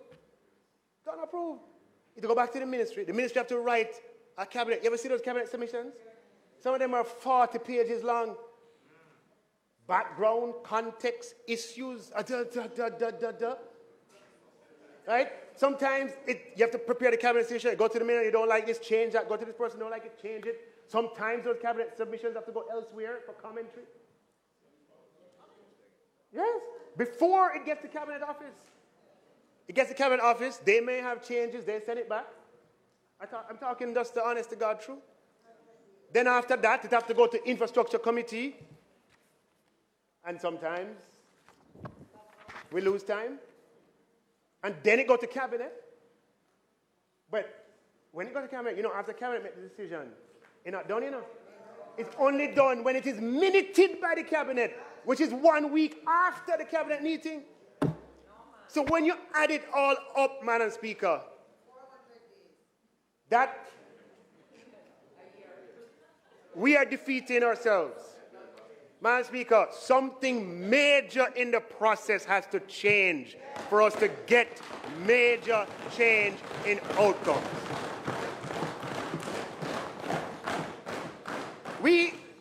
There's the reason why this is instituted is a low trust society, and this is probably the reverse of the low trust, so to speak, right? But Madam Speaker, we can find other ways of providing information to the cabinet so they're aware of what has happened. Yeah? But Madam Speaker, if we are to leverage macro stability in the people's interests and to contemplate $1 trillion of public investment over 5 years, to resolve the society's pain points, including big ones for this year, these considerations are very important. I'm not coming with a prescription, but I'm putting it out there, Madam Speaker. We have to look at the cabinet's role in the procurement process. There is good reason why maybe there should be no role. Or maybe that you set the threshold so high. Today, the threshold for cabinet is 100 million Jamaican dollars, 700,000 US dollars. It's 60 million, sorry. 60 million, what am I talking about? It's 400,000 US, right? So every pencil and pen you buy, that's an exaggeration, but $60 million in the context of a government, there's so many, there's hundreds of procurements that are coming through cabinet. Cabinet has become a procurement office. It's not efficient. And it's something that we, as having policy responsibility for procurement and putting it out, that is something that we have to change in a major way.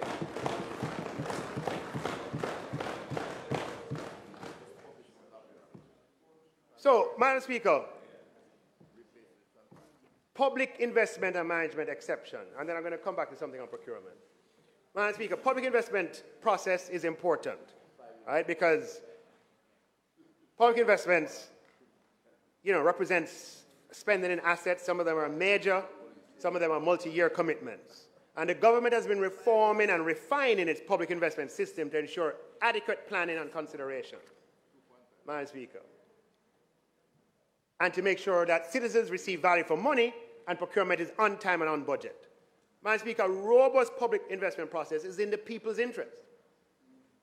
But, Madam Speaker, while we revise and improve the process, the people deserve and need efficiency. In August 2023, the Ministry of Finance introduced adjustments to the established process for appraisals and approvals of public investment projects, Madam Speaker, to allow for expedited processes for projects in exigent circumstances, emergencies associated with national disasters, or matters of national security. And when projects have met these conditions, along with criteria that establishes lack of complexity, the PIAB will conduct a rapid screening of the concept and expedite as necessary. And the proposal stage, Madam Speaker, is similarly expedited. We have used that now for a couple of procurements that have solved previous problems that we had. However, we need to do more. The Financial Audit and Administration Act stipulates that all public investment has to undergo appraisal and approval through the public investment process. That's what the law says. That's what the law says. The law says it, that all public investment. Now, that's something we have to look at too, in that public investments range from $20 million to $20 billion. Is it really necessary for public procurements along that entire spectrum to go through the same process? Yeah? So we are looking at introducing a threshold that would create a different treatment. If we go the way of saying procurements, public investments below a particular threshold does not need to go through the public investment process, we have to change the law, and that takes time. Another way is to say that below a particular threshold, the ministry does the appraisal. You understand? So we still comply with the law that the appraisal is being done, but below a particular threshold, it doesn't have to be done at PIAB, it's done at the ministry. So, Madam Speaker, we are moving to make material changes in procurement and public investment to ensure that the people benefit from economic stability in a timely manner. And we also, Madam Speaker, we have a performance evaluation program for contractors, where contracts above a particular threshold, the procuring entity is required to score the contractors and to keep it in a database. A number of that they can share, public departments can share. And beyond a certain negative score, contractors can be debarred from participation in public investment. At a later stage, I'll spell this out in more detail. But that is a part of our reform. Yes. Now, Madam Speaker, moving on. When someone, I just want to talk about the topic of unemployment insurance. When someone on a lower income loses their job, it can have a devastating consequence on their livelihood. And it can unravel their lives with profound, long-lasting consequences. During COVID, 150,000 Jamaicans lost their jobs and were suddenly without income. And many affected households would not have had the resources to draw on to tide them over, and hence the government responded with the CARE program. 55,000 Jamaicans who lost their job got payments over 13 months. Madam Speaker, it revealed a glaring gap in the social security arrangements, and in April 2020, the Most Honourable Prime Minister appointed a COVID Economic Recovery Task Force, and he appointed me to chair it in my capacity of Minister of Finance. The task force was broad in composition, spanning every facet of society, and the final report was produced in June of 2020 and tabled in this House. And one of the recommendations was that the government funds and completes a feasibility study on an unemployment insurance scheme for specific categories of workers within the context of social security reform. wasn't the first time this recommendation was being made. It was made under the Labour Market Commission chaired by Dr. Marshall Hall a few years earlier. Madam Speaker, the government wasted no time, and as Cabinet approved, the Ministry of Finance undertook the responsibility of getting the feasibility done through the PIOJ, and with technical support and financial support from the International Labour Organization and the guidance of a technical oversight committee, with the intention that if it was to be implemented, meaning if it was feasible, the Ministry of Labour and Social Security would implement it. And I must thank, Madam Speaker, Dr. Wayne Henry of the PIOJ and his staff and the Technical Oversight Committee, chaired by Dr. Henry, for enthusiastically pursuing the feasibility study and coordinating the consultations required. I thank the Ministry of Labour and Social Security, who ably assisted the effort. Madam Speaker, I'm grateful to the International Labour Organization, which conducted the feasibility study, and the entities that participated in the consultations, the Confederation of Trade Unions, the private sector organization, and other groups. I'm happy to report, Madam Speaker, that macro stability makes it feasible for Jamaica to have an unemployment insurance scheme that benefits Jamaican workers. So, Madam Speaker, an insurance scheme can play a critical role in a stabilization role in providing income security of the unemployed, particularly during periods of economic shock, and therefore compensating partially for lost earnings. And it breaks the negative cycle of unemployment, leading to reduced consumption, leading to further reduction in economic activity. So it can stabilize, Madam Speaker, and improve macro stability. And the social impact of unemployment insurance is huge. Right? Jamaica's average income is such that many persons live, paycheck to paycheck. Long been a reality. And having a job is better than not having one. But if you lose that job, it plunges the family into disarray. Several observers and commentators have often pointed to the relative social stability of Barbados. One of the big differences, many differences, but one key economic institutional difference is that Barbados has long had unemployment, a solid social security system with unemployment as a major pillar. Bahamas also has unemployment insurance. And the COVID-19 experience, Madam Speaker, my understanding is that several countries in the region have been doing similar work as we have for similar reasons. Now, how would it work, Madam Speaker? It would work like it works elsewhere, that employees would be registered and included in an unemployment insurance scheme. And for Jamaica, it's likely that those who contribute to the national insurance scheme would be automatically included. On the loss of a job confirmed by employee and employer, the newly unemployed would become eligible to receive an unemployment benefit representing a particular percentage of their previous weekly income, up to a maximum threshold for a period of time. In Barbados, the unemployment benefit is 60% of previous average weekly earnings. In Bahamas, the benefit is 50% of previous average weekly earnings. In Barbados, the benefit is paid for 26 weeks. In Bahamas, it's paid for 13 weeks. Jamaica will have to work out unemployment benefit parameters that work for us. And, Madam Speaker, unemployment insurance schemes are not free, they cost money.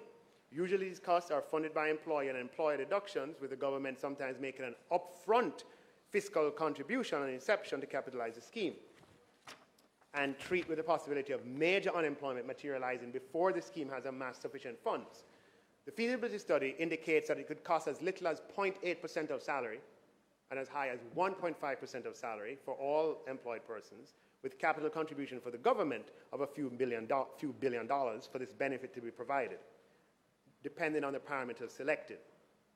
However, Madam Speaker, Jamaica has a plethora of separate statutory deductions. We have NHT, we have NIS, we have HART, we have EdTax, and adding a fifth, replicating the collection, processing, and enforcement administration, and adding further complexity for small business is not optimal for employees. As such, we are looking into administratively consolidating these statutory deductions into a single deduction, with the distribution to each entity of its share enshrined in and protected by legislation. This is not a new idea, not a new idea, but there are details and complexities. Anybody who takes it up, right? Details and complexities to be worked through.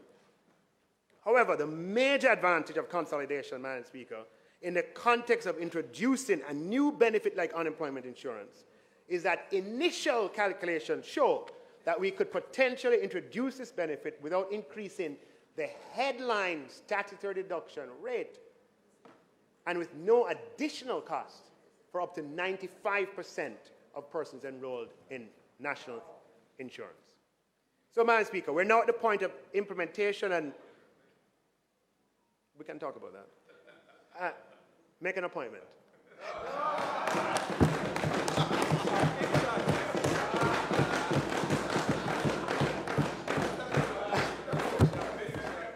Yes, this is an appointment. Yes, yes, yes. So, yeah. So, Madam Speaker, we have a lot of things, right? We are expecting to sign, I believe it's a $20 million loan agreement with the World Bank, where they'll provide the Ministry of Labour and Social Security with the technical support to implement unemployment insurance. And the World Bank will assist us with many things, including the legislative architecture, the institutional mechanisms, the administrative arrangements for unemployment insurance. And Minister Charles will have charge of this leg. My leg was the feasibility, Madam Speaker. Minister Charles' leg is to implement with the support of the Ministry of Finance. And while we work on the funding model and refining the funding model and optimizing efficiency, consolidating statutory reductions, and so on, in the manner described. You know, we had the consultations we had with the Confederation of Trade Union and other unions. We discussed the fact that Jamaica has in place, one of the positions of the business community was, you know, having unemployment insurance, do we still need the provisions under the Redundancy Act? And Madam Speaker, we had a fruitful engagement in a session. Members of the Confederation of the Unions felt that that was a hard-won gain of the 1970s, I believe, and it's something that they're very jealous of giving up. But the conversation continues in an open, transparent, and democratic space. Madam Speaker, in doing the feasibility and so on, I had occasion to look back on the debate in this House in 1965 when Minister Newland, under the Jamaica Labour Party administration, brought the national insurance scheme to this House. Then turn it around. So, Madam Speaker, a debate ensued in 1965 about unemployment insurance. And that if you're doing NIS, we need to tack on unemployment insurance. And just to be truthful to the fact, it was raised by the opposition, Mr. Arnott. He said, hey, what about unemployment? And the government of the day said, look, I want to see unemployment benefit, but we can't do it without strong financial support. We just started an NIS. It has nothing. And as soon as it becomes practicable, this government will come back with proposals to deal with the security of the unemployed. Madam Speaker, government changed, the rest is history. But the Andrew Holness government is here to fulfill the vision of the founding fathers of Jamaica. It was the vision, Madam Speaker, of opposition and government of the 1960s that unemployment insurance is an inextricable part of social security. But for 50 years or longer, this eluded the Jamaican people.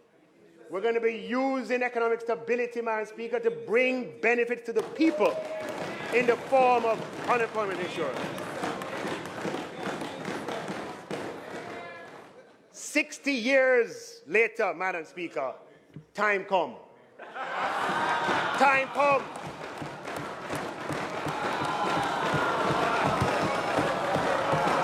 For unemployment insurance.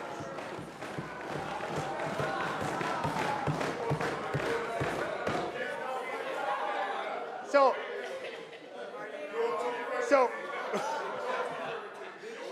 Madam Speaker,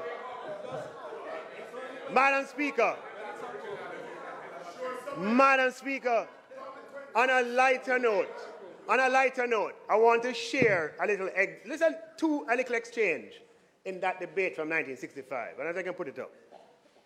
The member, Mr. Manley, in Hansard, says, on a point of order, Mr. Speaker, there's a member, and he points to him, sleeping in the House. Is that allowed, sir? And Mr. Jackson from the government says, while a man is sleeping, He can't create violence. And the debate just continued. No cas, but just so, I laughed when I came across it, and I thought I would share it. Madam Speaker,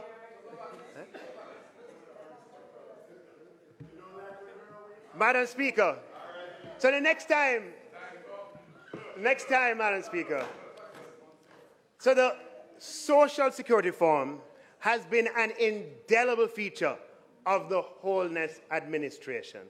We introduced the social pension, which benefits 12,000 elderly Jamaicans, soon to be 15,000, Madam Speaker. And Minister Carl Samuda, former minister, was instrumental in that implementation, being carried on by Minister Charles. We introduced the tourism workers pension scheme, Madam Speaker. And Minister Bartlett has been instrumental. And I'm proud to announce that we're working to introduce unemployment insurance to Jamaica. Madam Speaker, we live in a climatic zone that makes us vulnerable to rainfall and earthquake. And, Madam Speaker, we have to take responsibility for our vulnerability. As I often observe, the Canadians, in response to their vulnerability of freezing winters, they have created huge underground cities under Montreal, for example, 12 square kilometers. Shopping malls, apartment buildings, hotels, banks, offices, museums, universities, underground, connected by tunnels. And this infrastructure is used by hundreds of thousands of Quebecois, every day during the winter. Madam Speaker, the Toronto Path is one of the largest underground shopping malls in the world. 16 miles of concourses underground, retail space, etc. The Canadians have taken responsibility for their vulnerability. They're not alone. When the United States experienced the oil embargo in the early 1970s, it was then that they started the Strategic Petroleum Reserve, which became the largest physical supply of oil in the world. Madam Speaker, countries that achieve for their citizens take responsibility for their vulnerabilities. They don't leave themselves exposed or wait for other countries to come to their assistance. Madam Speaker, we became the first small country to launch a catastrophe bond, Hurricane 3 hurricane season. We got support from the World Bank, Madam Speaker, and from the governments of the UK, the US, and Germany, who paid 100% of the premiums for the first 3 years. And we'll always be grateful to them for that. And what we said to them in our pitch, when we went to pitch it to them, was that when it matures, we will, out of our own resources, continue to provide that protection for Jamaica. As nightfall is there, at some point, it's going to be necessary to have it. Just make sure that when that day comes, whoever is at the helm at the time has renewed this degree of protection. Madam Speaker, we're also creating a national disaster fund. We've already tabled the legislation in Parliament, and the idea is to capitalize that fund every year until it gets to about $10 billion. Madam Speaker, inheriting a legacy of debt, just a fact, our generation broadly defined, Madam Speaker, we intend to leave a legacy of national wealth, right? Where we have buffers put away for rainy days, like natural disasters and so on. And so in this budget, Madam Speaker, we are putting funds into that National Disaster Fund. Madam Speaker, I want to just turn my attention very quickly to public sector transformation. We embarked on the construct of the public sector transformation program in 2017, following the Prime Minister's announcement of the government's policy position on modernizing the state. The Transformation Implementation Unit in the Ministry of Finance developed a 6-year program with funding from the international development partners, the IDB and the World Bank. 6 years, 2027 to 2023. As part of the loan program, loan agreements, Madam Speaker, with our development partners, we agree certain measures that are to be achieved, and these measures are used by the development partner to assess the performance of the project. And it's with a deep sense of pride, Madam Speaker, that I stand here today to report that the public sector transformation program, meaning that loan funded by the IDB is the first IDB program to achieve all measures agreed with the IDB within the agreed timelines and loan amount. I know me says so. The IDB says so. Now, the transformation unit headed by Mrs. Maria Thompson-Walters and the Financial Secretary, Mrs. Darlene Morrison, are deserving, Madam Speaker, of your recognition of this House. The audit and final evaluation of the program will be conducted between April and June of this year. What did we do differently? Given Jamaica's long history with reform, we had to do things differently to get a different outcome. We knew that we had to have realistic targets. Madam Speaker, the transformation program was built on 5 pillars, even though our minds probably just go to one. The 5 pillars were the improving the use of information and communication technology in the public sector. And you can see this as a precursor, really, to the Prime Minister's innovation of putting a digital ministry in place. The digital ministry was not in place at the time. So we had a public sector transformation, and one of the pillars under the Ministry of Finance was to go and digitize certain areas of government, and we picked 4 or 5 areas. The second was a shared service operation. The third was transforming human resources practices, compensation management, and rationalization of public bodies. On the ICT transformation, Madam Speaker, Mrs. Thompson-Walters and her team, Madam Speaker, under this government, has made significant strides in the program that was outlined. A big part of that, Madam Speaker, of that progress is that we now have a dedicated broadband infrastructure. And, Madam Speaker, many people have heard about GovNet for quite some time and may have wondered whether it ever become a reality. As we speak, the TIU informs that over 200 entities in the Kingston area have been connected to the system, and over 500 entities, including police stations, schools, and courts, also have connectivity. Madam Speaker, this program also funded the data center at eGov to expand storage by 260%, and I had the pleasure of touring it recently. The Public Sector Transformation Unit partners with 4 government entities. So now we have a ministry who is going to, this was the precursor, as I said. So in the program, we just did 4. We did PICA to put in a new relationship management system, National Fisheries Authorities to put a web-based fisheries licensing system, and the work permit system at the Ministry of Local Government, as well as a system at the Child Protection Family Services, Madam Speaker. And for those 4 entities, dramatically improved productivity. On the ICT front, the transformation program implemented My HR Plus, an integrated HR and payroll management system that the vision is to serve all ministries, departments, and agencies. Now we have 70 MDAs that are using it, Madam Speaker, and it puts the government in a better path to manage its most critical resource, which are our people.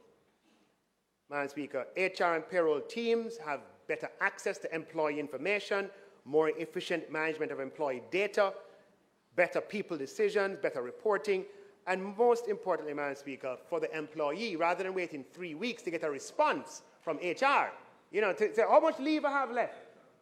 So go look up some files and come back 2 weeks later and say you have 10 days left. All right, I need a job letter because I want to get a mortgage. I have to wait for the person to come back. Under My HR Plus, the employee is empowered to do that themselves by pressing a button. Madam Speaker, on the restructuring of compensation, Madam Speaker, we set out to, this was a process to be implemented across 3 years. In the first year, Madam Speaker,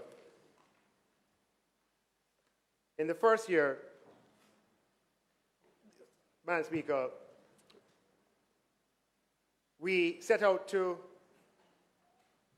change the compensation system, develop and implement a new job evaluation tool, have a single compensation spine, Madam Speaker, and then in the second year to introduce modern policies governing areas of conditions of service.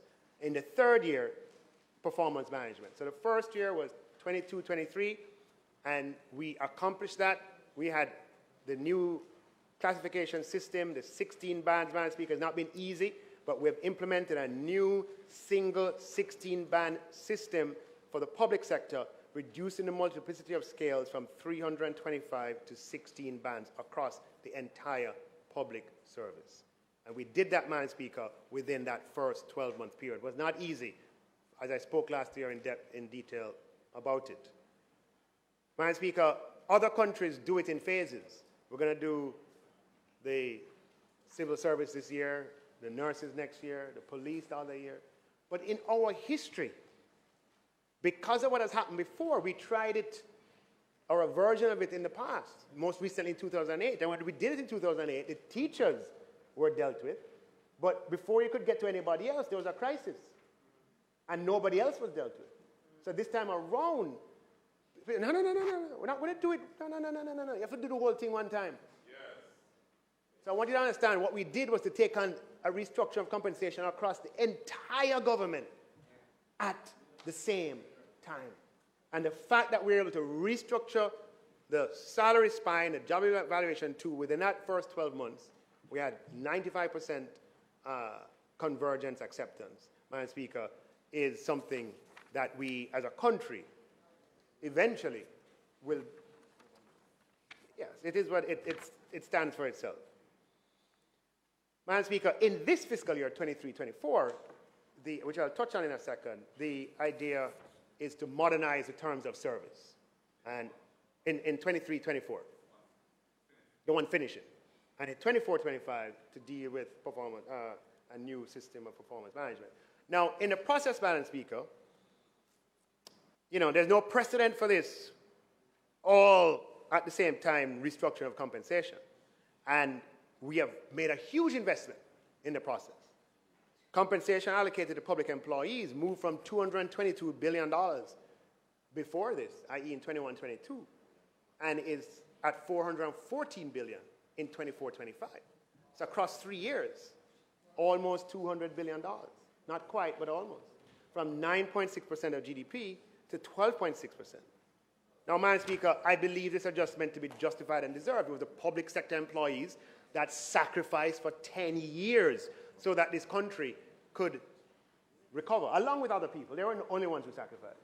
And we have to honor that sacrifice, Madam Speaker. And for our own good, we reached a point where we could not, and we still have a challenge, but it's not what it used to be, in terms of attracting people and retaining people in the public service. So this had to happen. And one of Jamaica's challenges is that we are right close to North America, and skills move very, very easily.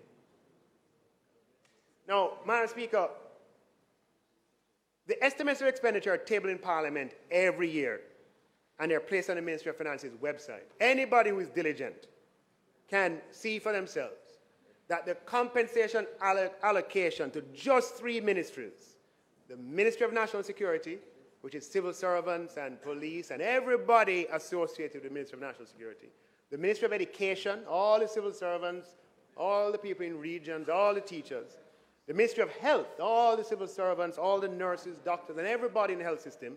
For those 3 ministries alone, Madam Speaker, the uplift in compensation of those 3 years was more than $100 billion.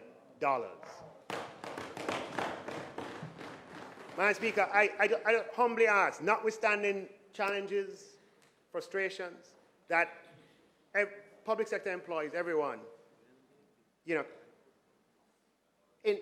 internalize and the unprecedented scale of this effort and achievement in the context of Jamaican resources.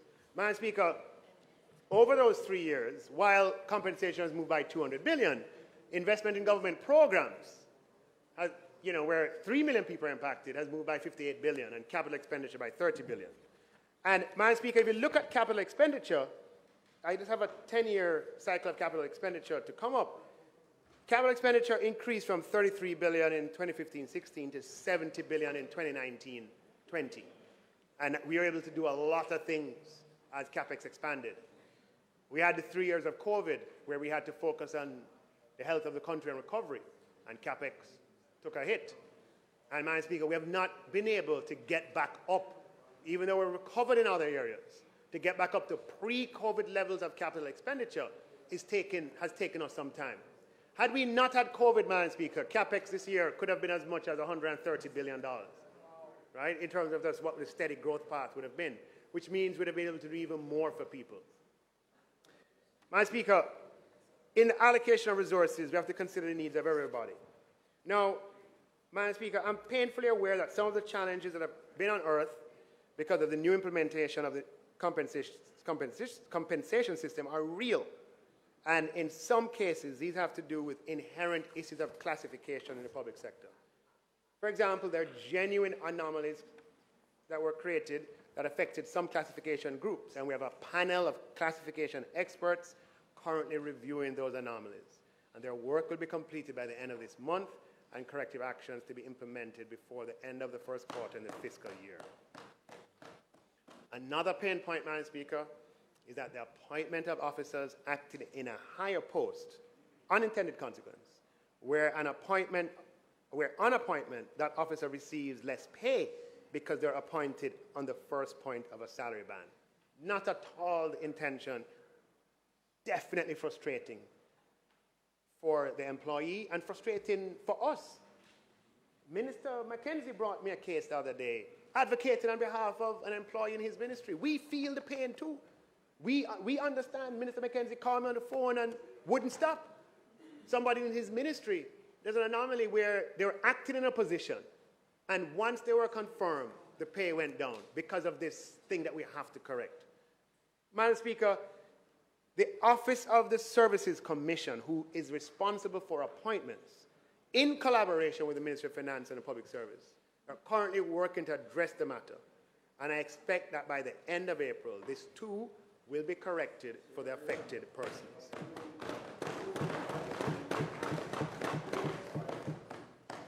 There are some public bodies, Madam Speaker, that we're still working through issues. Remember, there are 140, but we have a few that we're still working with issues, Madam Speaker. And of course, people have appeals and so forth. Now, for the second year, which is the 23-24 year, which is completing, what the work plan was, Madam Speaker, was to put in policies that focus on streamlining benefits, Madam Speaker. Because what we have across the public service is that we have allowances for the same purpose and rates and conditions for payment that are different across the public service. I want to give you just two examples. Payment for work done outside of normal working hours. There are several ways in which public officers are compensated for this. Weekly paid staff are paid overtime at a prescribed rates. Other categories of staff get something they call a duty allowance, or an honorarium, or a special allowance. And in some cases, the only compensation done for work outside of normal hours is a supper and taxi allowance or refreshment allowance. Now, what this means, Madam Speaker, is that in some cases, there are two groups of employees, both required to work overtime. One group works overtime routinely, and therefore they got a duty allowance. One group works overtime every now and again. But when the one group works every now and again, they don't get compensation. The new system is set to correct that by doing away with these special allowances and categories and just having one overtime regime for everybody, whether it is something you do regularly or every now and again. Now, Madam Speaker, even though we've had this duty allowance regime for a long time, people who are on it want the regime to be updated. And we set this year to do it, and they want to see it done, and they are right. You know, every time I go to OPM and the Cabinet Office, there are some people who work in the protocol staff there.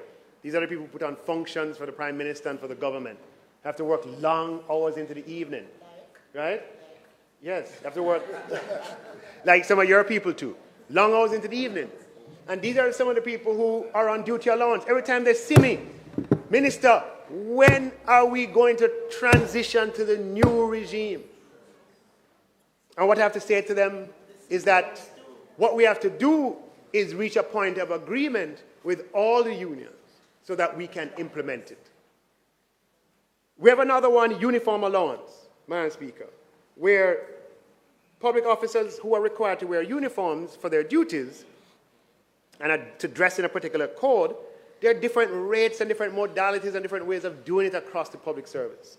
And in this second year, the idea is to harmonize. So when you see stuff, it's not the same thing that is recurring. This year is about a different set of things than last year. And people, especially with the new salary scale, when these things are reformed, the benefits come in at a higher level. So people want to see it happen. Now, Madam Speaker, there are several of these, I may be wrong, but let's say 7 of them, 8 of them or so, or some number. And we presented proposals on these and other benefits and conditions to the Confederation, which is the umbrella organization, in June of 2023. Now, the reality of Jamaica is that each of those unions has to consult with their members. And they have to go out and consult. They can't just make a decision. They could just make a decision, Madam Speaker, and the decision was affirmative. June 23, done. But they had to go and consult. I can't do anything until they come back. They came back in November of 2023, Madam Speaker, wrote to me in November of 2023, giving me feedback on what I had presented in June. We met with them promptly in December. And my recollection is 8 out of 9, it could be 7 out of 9, or 8 of, somewhere in that region that we have agreed on. And the next stage is to meet again and see if we can get over that hump. What I hear, Madam Speaker, public employees saying that it's nice that you have agreed all of these from December, but where is the implementation? I.e., they're saying to us, you agree 8 out of 9. Why not implement the 8? And, Madam Speaker, in planning the fiscal affairs of the country, being accountable and responsible to all the people of Jamaica, I've been simply seeking to get full sight of all the costs before moving forward with implementation. And this is, i.e., from December, i.e., I waited from May to November, right? But since December time, I've been waiting for them to come back because I want to have full sight of all the costs before I go ahead. Because otherwise, what could happen is that the numbers get ahead of us. Now, they rightfully and respectfully can have another point of view. And can respect their point of view, Madam Speaker. We can sit down and talk about it in the interest of our highly valued public sector employees. In the third year, we're addressing performance management, and I'll say more about that later. Madam Speaker, employment and contract, I indicated last year the government will be addressing it over 3 fiscal years. That's the thing, we've had this for 30 years. But everybody heard me, it's taped on TV. I said we're going to do it over 3 fiscal years. We cannot, it's not humanly possible to deal with a problem that's been around for 30 years and to do it overnight. The important thing is that we're making progress and that people are being brought on, Madam Speaker. And I've given you examples already that in the Ministry of Education, Minister Favour Williams has done huge work because the Ministry of Finance can't do it alone. It takes the policies of the Ministry of Finance, the implementations of the line ministry. Right? So we have to work in collaboration. And with Minister Favour Williams, 8,000 contract workers became permanent, Madam Speaker. In the Ministry of Health, we've been able to work with Minister Tufton. And we created 1,600 posts. And they were able to, Minister Tufton's ministry, get 1,400 doctors who are on contract now permanently employed in the system. Significant boost to the healthcare system. Working with the Deputy Prime Minister. Deputy Prime Minister, there are 1,100 contract workers in the Ministry of National Security. And working with DPM's ministry, we got them off contract and into permanent employment. Madam Speaker, we're working with the Minister McKenzie, Minister of Local Government. He has a lot of them in his ministry. Nothing to do with his fault. Came in and saw it that way. Been that way for 20 years. But we are committed to resolving it. And we understand the impatience, Madam Speaker. It has existed for 30 years. You see the possibility right before you. But it's not quite there. Not quite there. And other people have become permanent. What about me? Madam Speaker, I'm happy to report that working with the Ministry of Local Government, we're working with the municipal corporations. And we have a timetable agreed with the Ministry of Local Government, Ministry of Finance, and the unions who represent them, that early in the new year, the people who work for municipal corporations, Madam Speaker, and we have to go through a process. Let me not talk before the time. But what we're saying is we're working on it, and in the new year, it is going to be addressed, Madam Speaker. But the municipal corporations have to do their part. We can't do anything if the municipal corporations do not provide the data that is required to the Ministry of Local Government in time. The policy is clear. The government wants to make them permanent. But it needs collaboration across the system to make it happen. Madam Speaker, we had rationalization of public bodies, and we had 180 public bodies. That's a fifth pillar of public sector transformation, down to 140. Now, I just want to address a little emotive issue. I don't want to spend too much time on it, but Madam Speaker, we accept the criticism with respect to salaries of parliamentarians and, Madam Speaker, etc. But I just want to, it's important that we dialogue with facts and that facts are available. It's public information, it's in estimates of expenditure, which is on the website of the Ministry of Finance, that the compensation of employees paid by the House of Parliament, which includes not just parliamentarians, but includes senators, it includes all the administrative staff who work at Parliament, all the ancillary staff, the persons who are assigned here, the people who work on the 4 floors or 3 floors? 2 floors. The people who work on the 2 floors upstairs, 3 floors in all. Right? Everybody, the drivers associated with MPs and so on. For all of that group, Madam Speaker, compensation, and it's all moved in 2021-22 to 24-25, including members of the opposition, members of the government, moved, Madam Speaker, by $1 billion between 21-22 and 24-25. In the context of the $200 billion, I'm just throwing it out for full transparency. It's public information. Everybody paid by Houses of Parliament, which we can get updated figures to how many people those are, Madam Speaker. That is how compensation has moved. Now, I just have this schematic. I don't intend to dwell on it for too long, but this is a schematic representation of the establishment of salaries for the political directorate. We're applying existing principles that have been in place for nearly 30 years, that ministers' salaries are $52 more than permanent secretaries. When you look at the first scales, just a schematic representation, and you have the permanent secretary level, the Minister of Finance, not Minister of Finance, the Ministers of Government were put from 1986 at the top of the permanent secretary scale. So if you have a scale, you go all the way to the right of the permanent secretary scale, and that is how ministers of government have been paid for the last 30 years. Except that the Prime Minister, we have to find out where he is. Him is just all, him is all the way in the middle. Don't worry. Yeah. Don't worry. Where are you? Where are you? Where are you? You're above it. You're above it. You're above it. Say anything you want to say. You're above it. Yeah. So, Madam Speaker, when you look at the existing scale and the new scale is higher than the one that existed before. But the relative position of the Minister of Government is at the same. The relative position is the same. The permanent secretary scale and all the way to the right. Now, Madam Speaker, outside of a new commission, it's principle-based. We're applying the same principle. Right. No, I'm just saying it. Yes. We're just putting it out there. We understand and we accept the criticism. Moving on, Madam Speaker.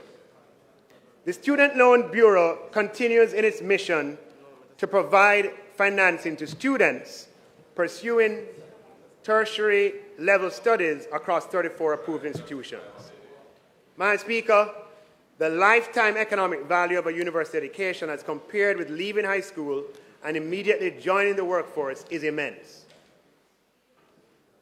Yet, Madam Speaker, I have met too many young people in my constituency alone, and I'm sure that's replicated throughout this House, of people who possess qualifications for university, who opt not to go on account of challenges with finances. Madam Speaker, it pains me every time every time I encounter one of these cases.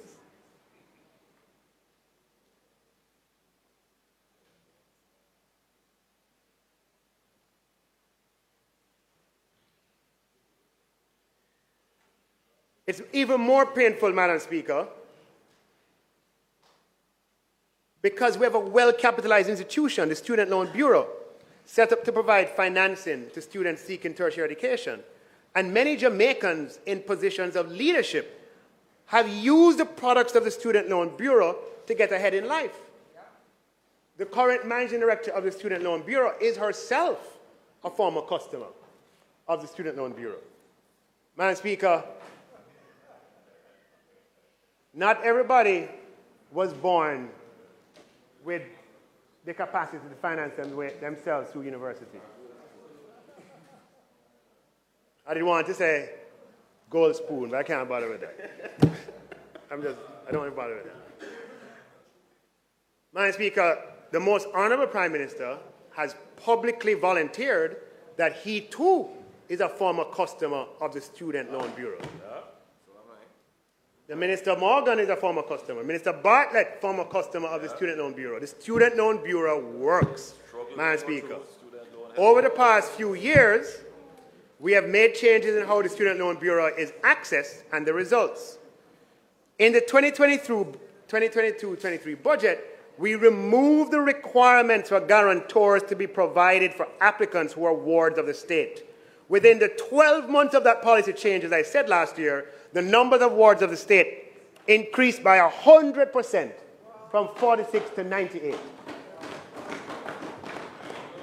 Madam Speaker, last year, we lifted the requirement for guarantors, Madam Speaker, for persons on path. For the last 12 months, the beneficiaries accessing student loan who are on path jumped from 192 the previous year to 547, and the year is not done yet, Madam Speaker. 185% increase. Jesus. Madam Speaker, in the face of this staggering evidence as to the inhibiting effect of the requirement of a guarantor, how do we keep it? I want to share with you a true story, Madam Speaker. The day before the local government election, I met a member of my constituency.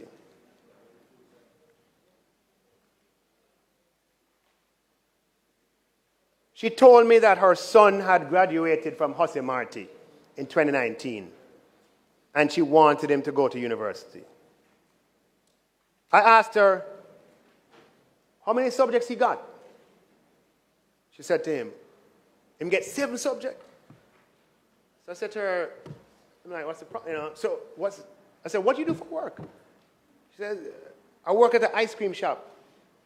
I said, customer service? Yes, customer service in an ice cream shop. I asked her how much she made. She told me, but I'm not telling you. But I said to her, what happens when you go to the Student Loan Bureau? She said to me, then tell me that I don't earn enough to be a guarantor for my son. And Nigel, she called me Nigel, him well want to go university. Him well want it, Nigel. Oh God, me feel like crying now, Nigel. So she talking to me. I looked her in the eye, Madam Speaker, and I said, it's people like you that we have in mind with a policy and plan to announce shortly. That's exactly what I said to her. I said, Nigel, nobody tell me that now make me feel good. Nobody tell me that make me feel good. I took her name and her number, and I told her I would call her when I was ready, Madam Speaker. She's in the Parliament this afternoon with her son. Cheryl is here, Madam Speaker. Her son, Malik, who graduated from Hussey Marty in 2019. I want to be the first to say to them live and direct that come April 1st, there will be no guarantors required for student loan.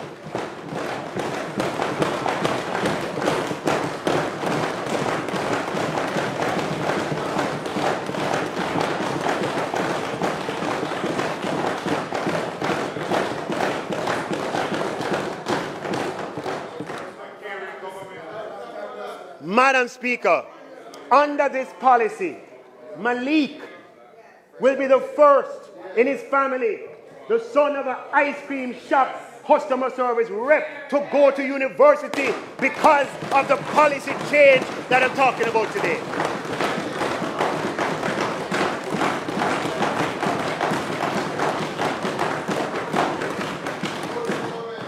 Under this government, Madam Speaker, we want every youth to be a star. Madam Speaker, the requirement of a guarantor for student loans is regressive, as it discriminates against low-income families who cannot as easily, if at all, find guarantors for student loan. The policy, though, has been in place for several decades. And we are happy to abolish the requirement for guarantors for student loans.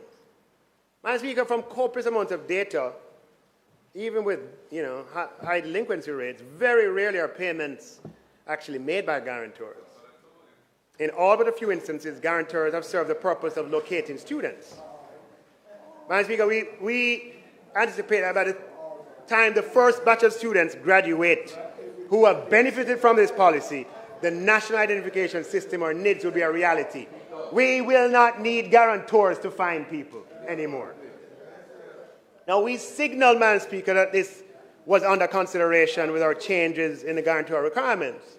But it was important to demonstrate to skeptical people in the public, it's public's money, what the effect would be. So we did it with all other states. We got a 100% increase. Did it with path guarantors, got a 185% increase. Now, Madam Speaker, the evidence is crystal clear that this is the right policy.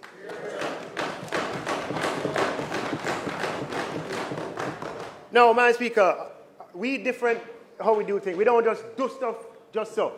We take into consideration lots of details. Since inception, the Student Loan Bureau uses a very tiny fraction of repayments to make provisions for loss of life of the borrower. And this fund was actually assessed and found to have more than $1 billion in excess of what it needs to have to ensure the risk that it has. With this new guarantor policy, we'll move this $1 billion excess from the life insurance reserve, which you don't need in that position, into a new guarantor reserve fund to back this new policy. Everybody can say remove guarantor. When we do it, Madam Speaker, we do it in a sustainable way. We're not doing it for no popularity contest. We're doing it to benefit the people, but we're doing it in a way that the taxpayer is also protected.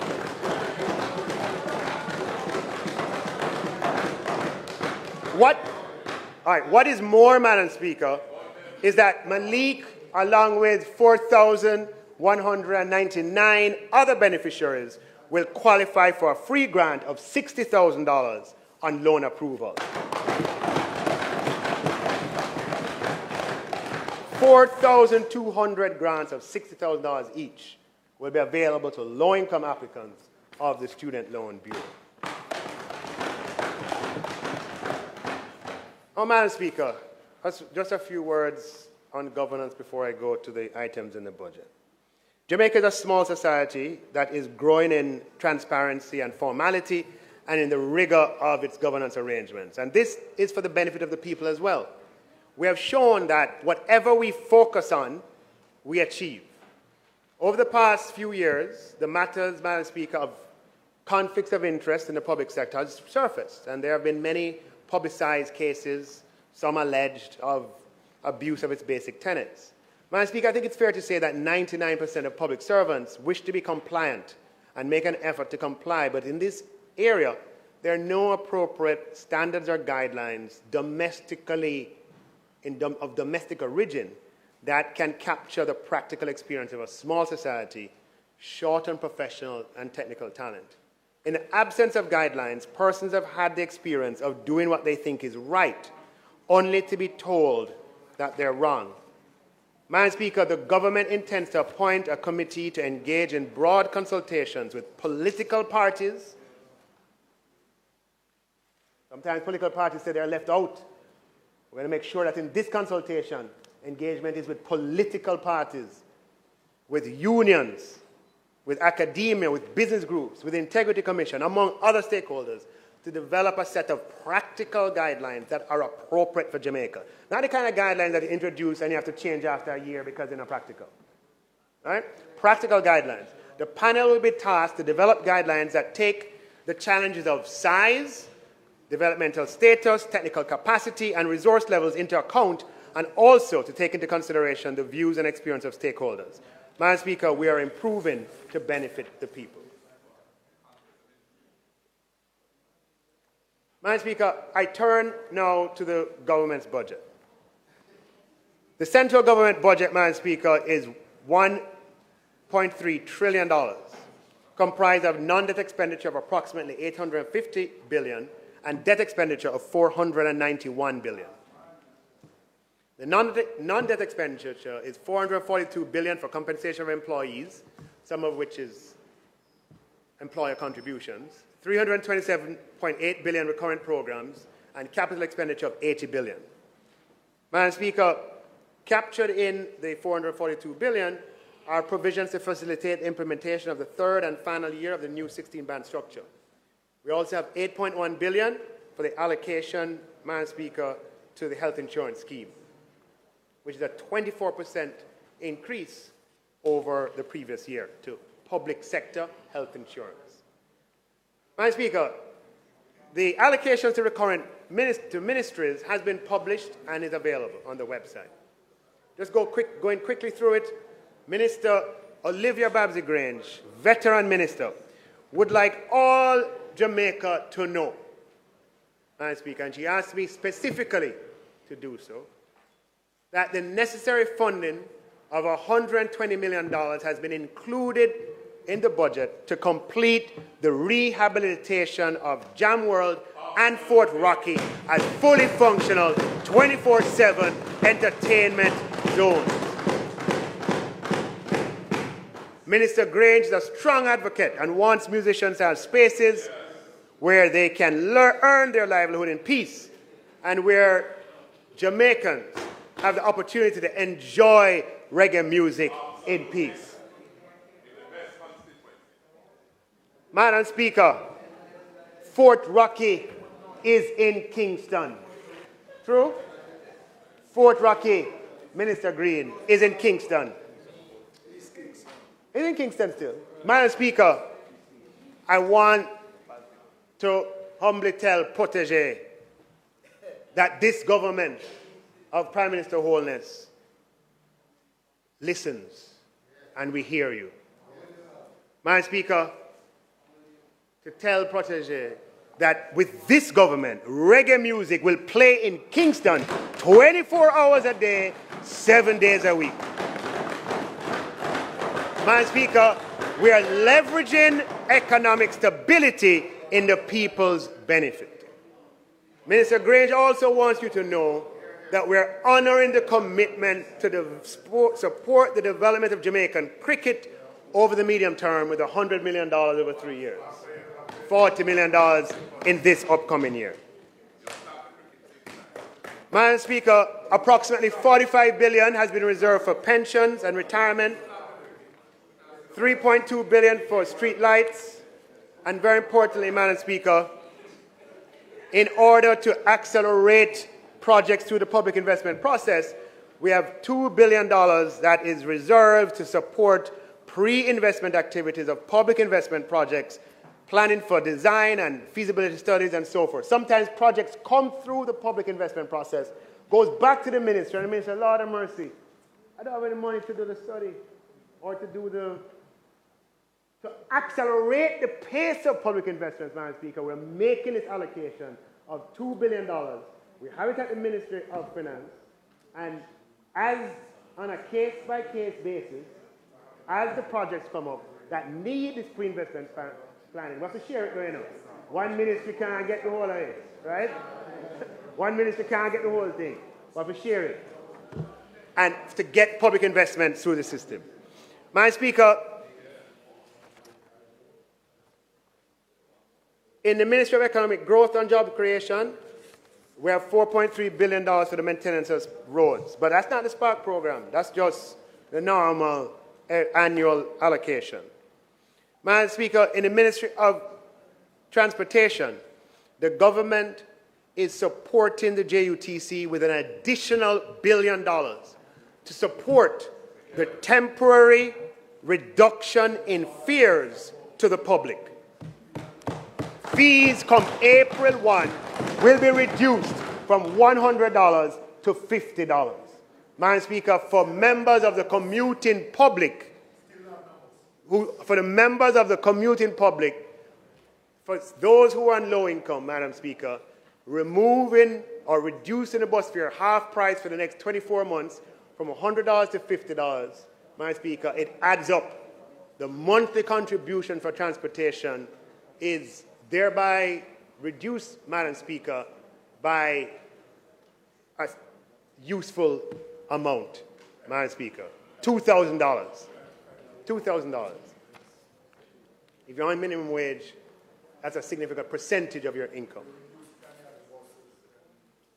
Madam Speaker, Ministry of Education continues to get the largest share of the budget, $164 billion, 5.3% of GDP. But of this amount, $13.6 billion goes to the University of the West Indies, the University of Technology, and the Caribbean Maritime Institute. And funding of tertiary education is something, Madam Speaker, that we're committed to, but we're going to have to talk about in the future the best way to do it. Now, a topic, Madam Speaker, to make sure the public is aware of, because it's something that in government, across the Ministry of Finance and the Ministry of Health, is something that we're watching with some degree of concern, right? Meaning we have to do something about it. And that is the increase in pharmaceutical and medical supply costs over the past few years, where they've gone from $8.8 billion to $19.7 billion over 3 fiscal years. And you don't need to be a rocket scientist, Madam Speaker, to know that if you're to project this kind of rate forward for the next 3 years or 4 years, then you could end up in something unsustainable. Now, the Minister of Health has long sounded the alarm. This is a sign of a good thing, that the ministry is having more efficient pharmacies, and so people are able to get processed quicker and get served. But we're working together, supported by the World Bank, on a public expenditure review, and once that is done, the Ministry of Finance and the Ministry of Health have to work in tandem over the medium term. There's nothing that can happen tomorrow to discuss some of the ways in which we can address this challenge, and Minister Tufton has already put forward some ideas, and we just have to make sure that we can do these things in a sustainable way. But by the time that comes around, we want the public to be aware of the challenge that we're trying to solve. So this is just sowing the seed by putting the information out there of this challenge that we have. Madam Speaker, we're increasing the allocation to PATH by approximately 30%, or over $2 billion, Madam Speaker. For those who are most vulnerable in our society, the overall allocation, Minister Charles will detail exactly how that is used, but the headline goes up by 30%. We're increasing the allocation to social pension, Madam Speaker, by 64%, from $409 million to $672 million. Again, Madam Speaker, focusing on those vulnerable members of our society. The CAPEX program for the government of Jamaica is tabulated at $80 billion, Madam Speaker, and this year I'm very pleased by the fact that one of the highest allocations is to the Ministry of Health, $11.5 billion, Madam Speaker, to support the construction of 3 hospitals at the same time. Now, you tell me,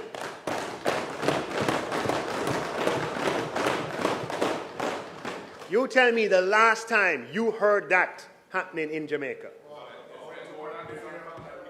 To the best of my knowledge, Madam Speaker, there's no parallel for this volume and this pace of health infrastructure investment over the past 50 years.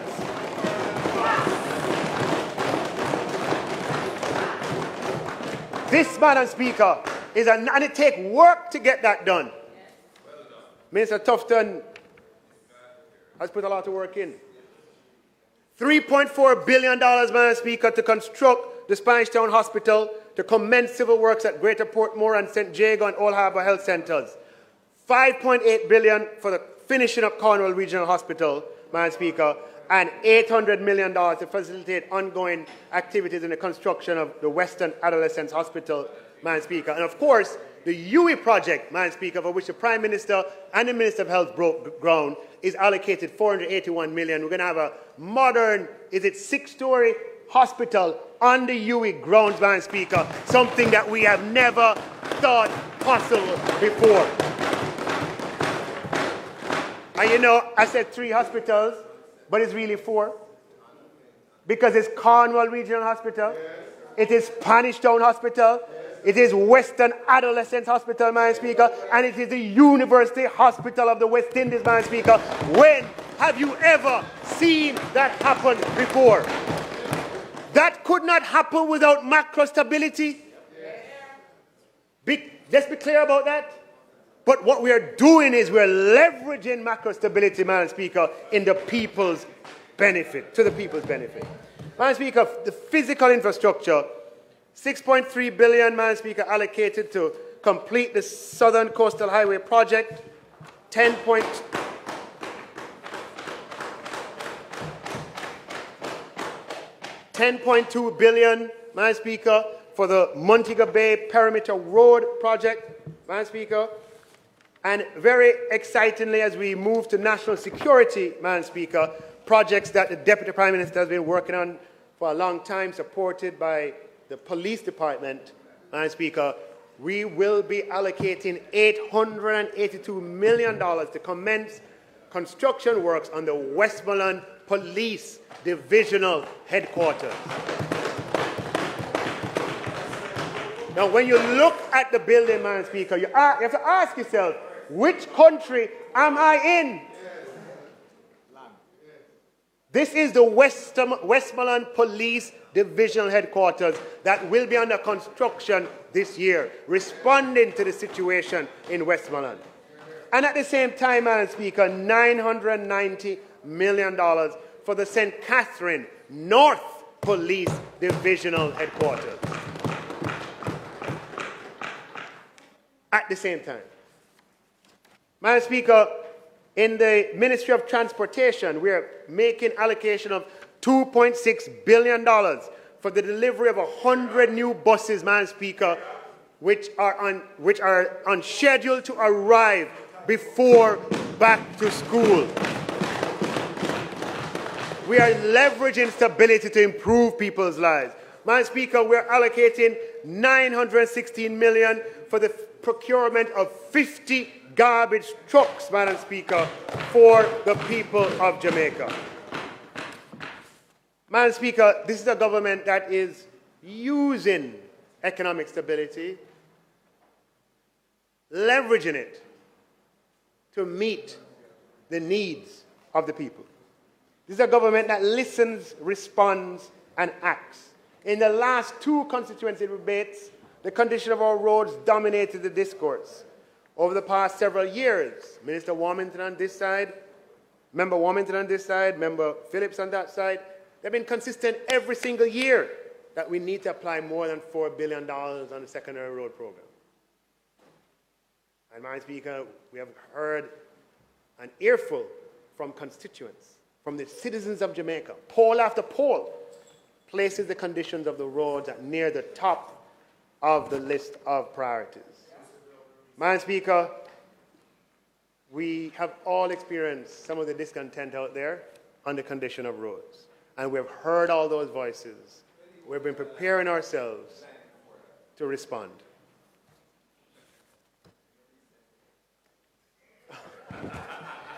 Madam Speaker, this is a government, Madam Speaker, that is pursuing stability, not as an end in itself, but because it allows.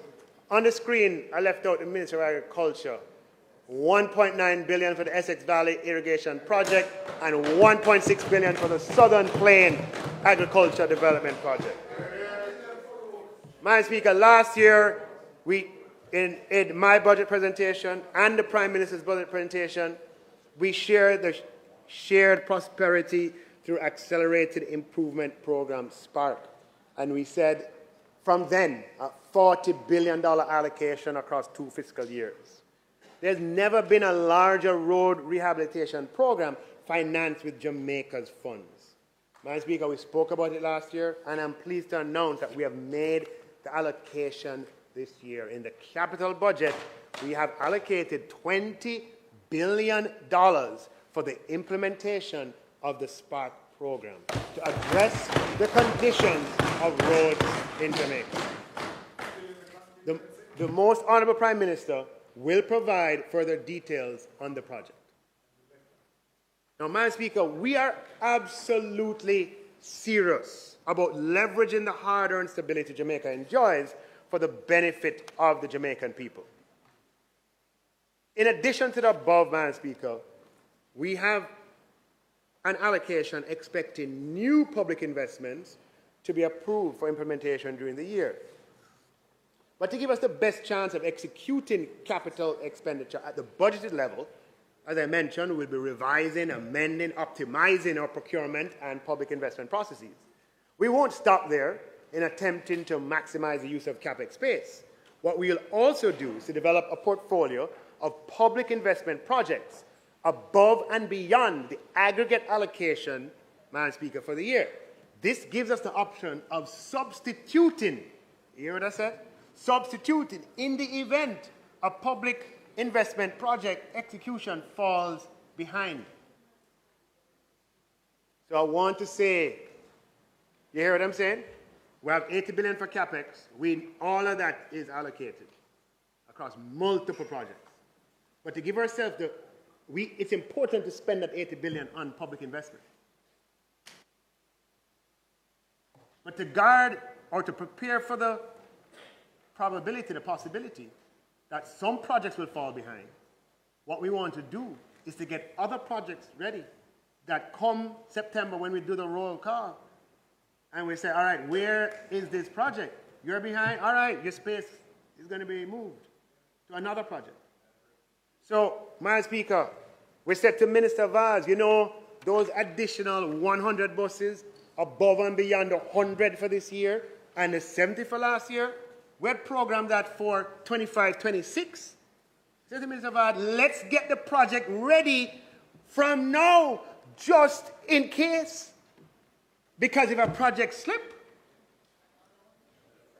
Madam Speaker, we're going to use the space. I said to DPM Chang, you know, the 500 to 1,000 police cars, the building out of the infrastructure to the west, and the expansion of Jamaica Eye that you are planning for 25-26. Let's accelerate just in case. We're determined, Madam Speaker, to maintain and leverage the macro stability, Madam Speaker, in the interest of the Jamaican people.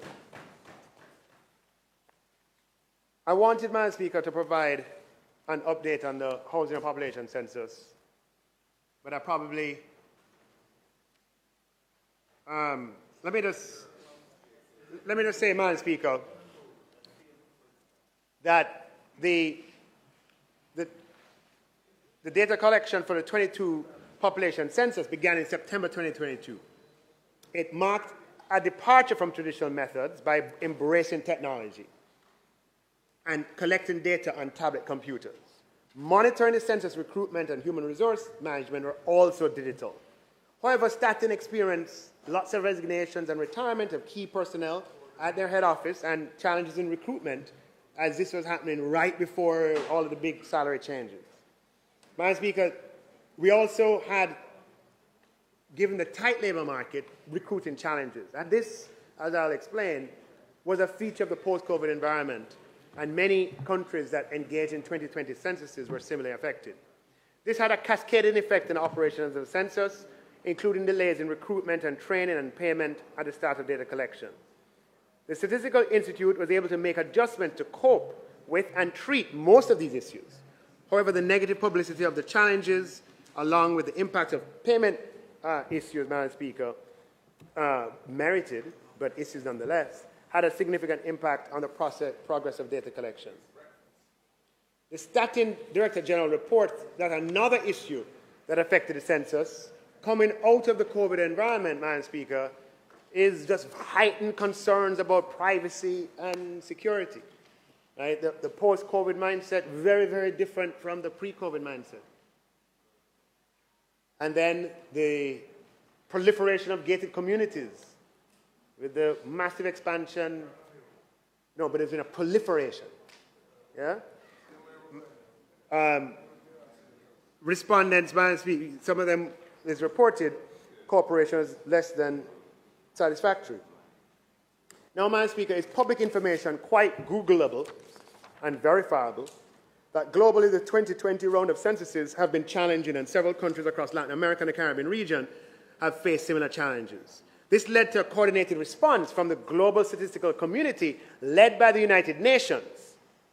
So the United Nations Statistics Division is involved, which implemented strategies in response to the issues faced by the 2020 rounds of censuses. And this includes new methodological guidelines for assessing undercoverage, enhanced technical support for small area estimation, and several workshops on assessing data quality. Statin has been involved in several of these initiatives at the global and regional level and has hosted one technical assistance mission. Madam Speaker, the census started on a phase basis in September 2022 and was expected to last 4 months. However, the data collection was extended with face-to-face data collection by contracted census workers ended in December 2023 for reasons mentioned earlier. Madam Speaker, although this extended data collection is unprecedented for Jamaica, as I said, it's a feature globally of the 2020 round of population and housing censuses.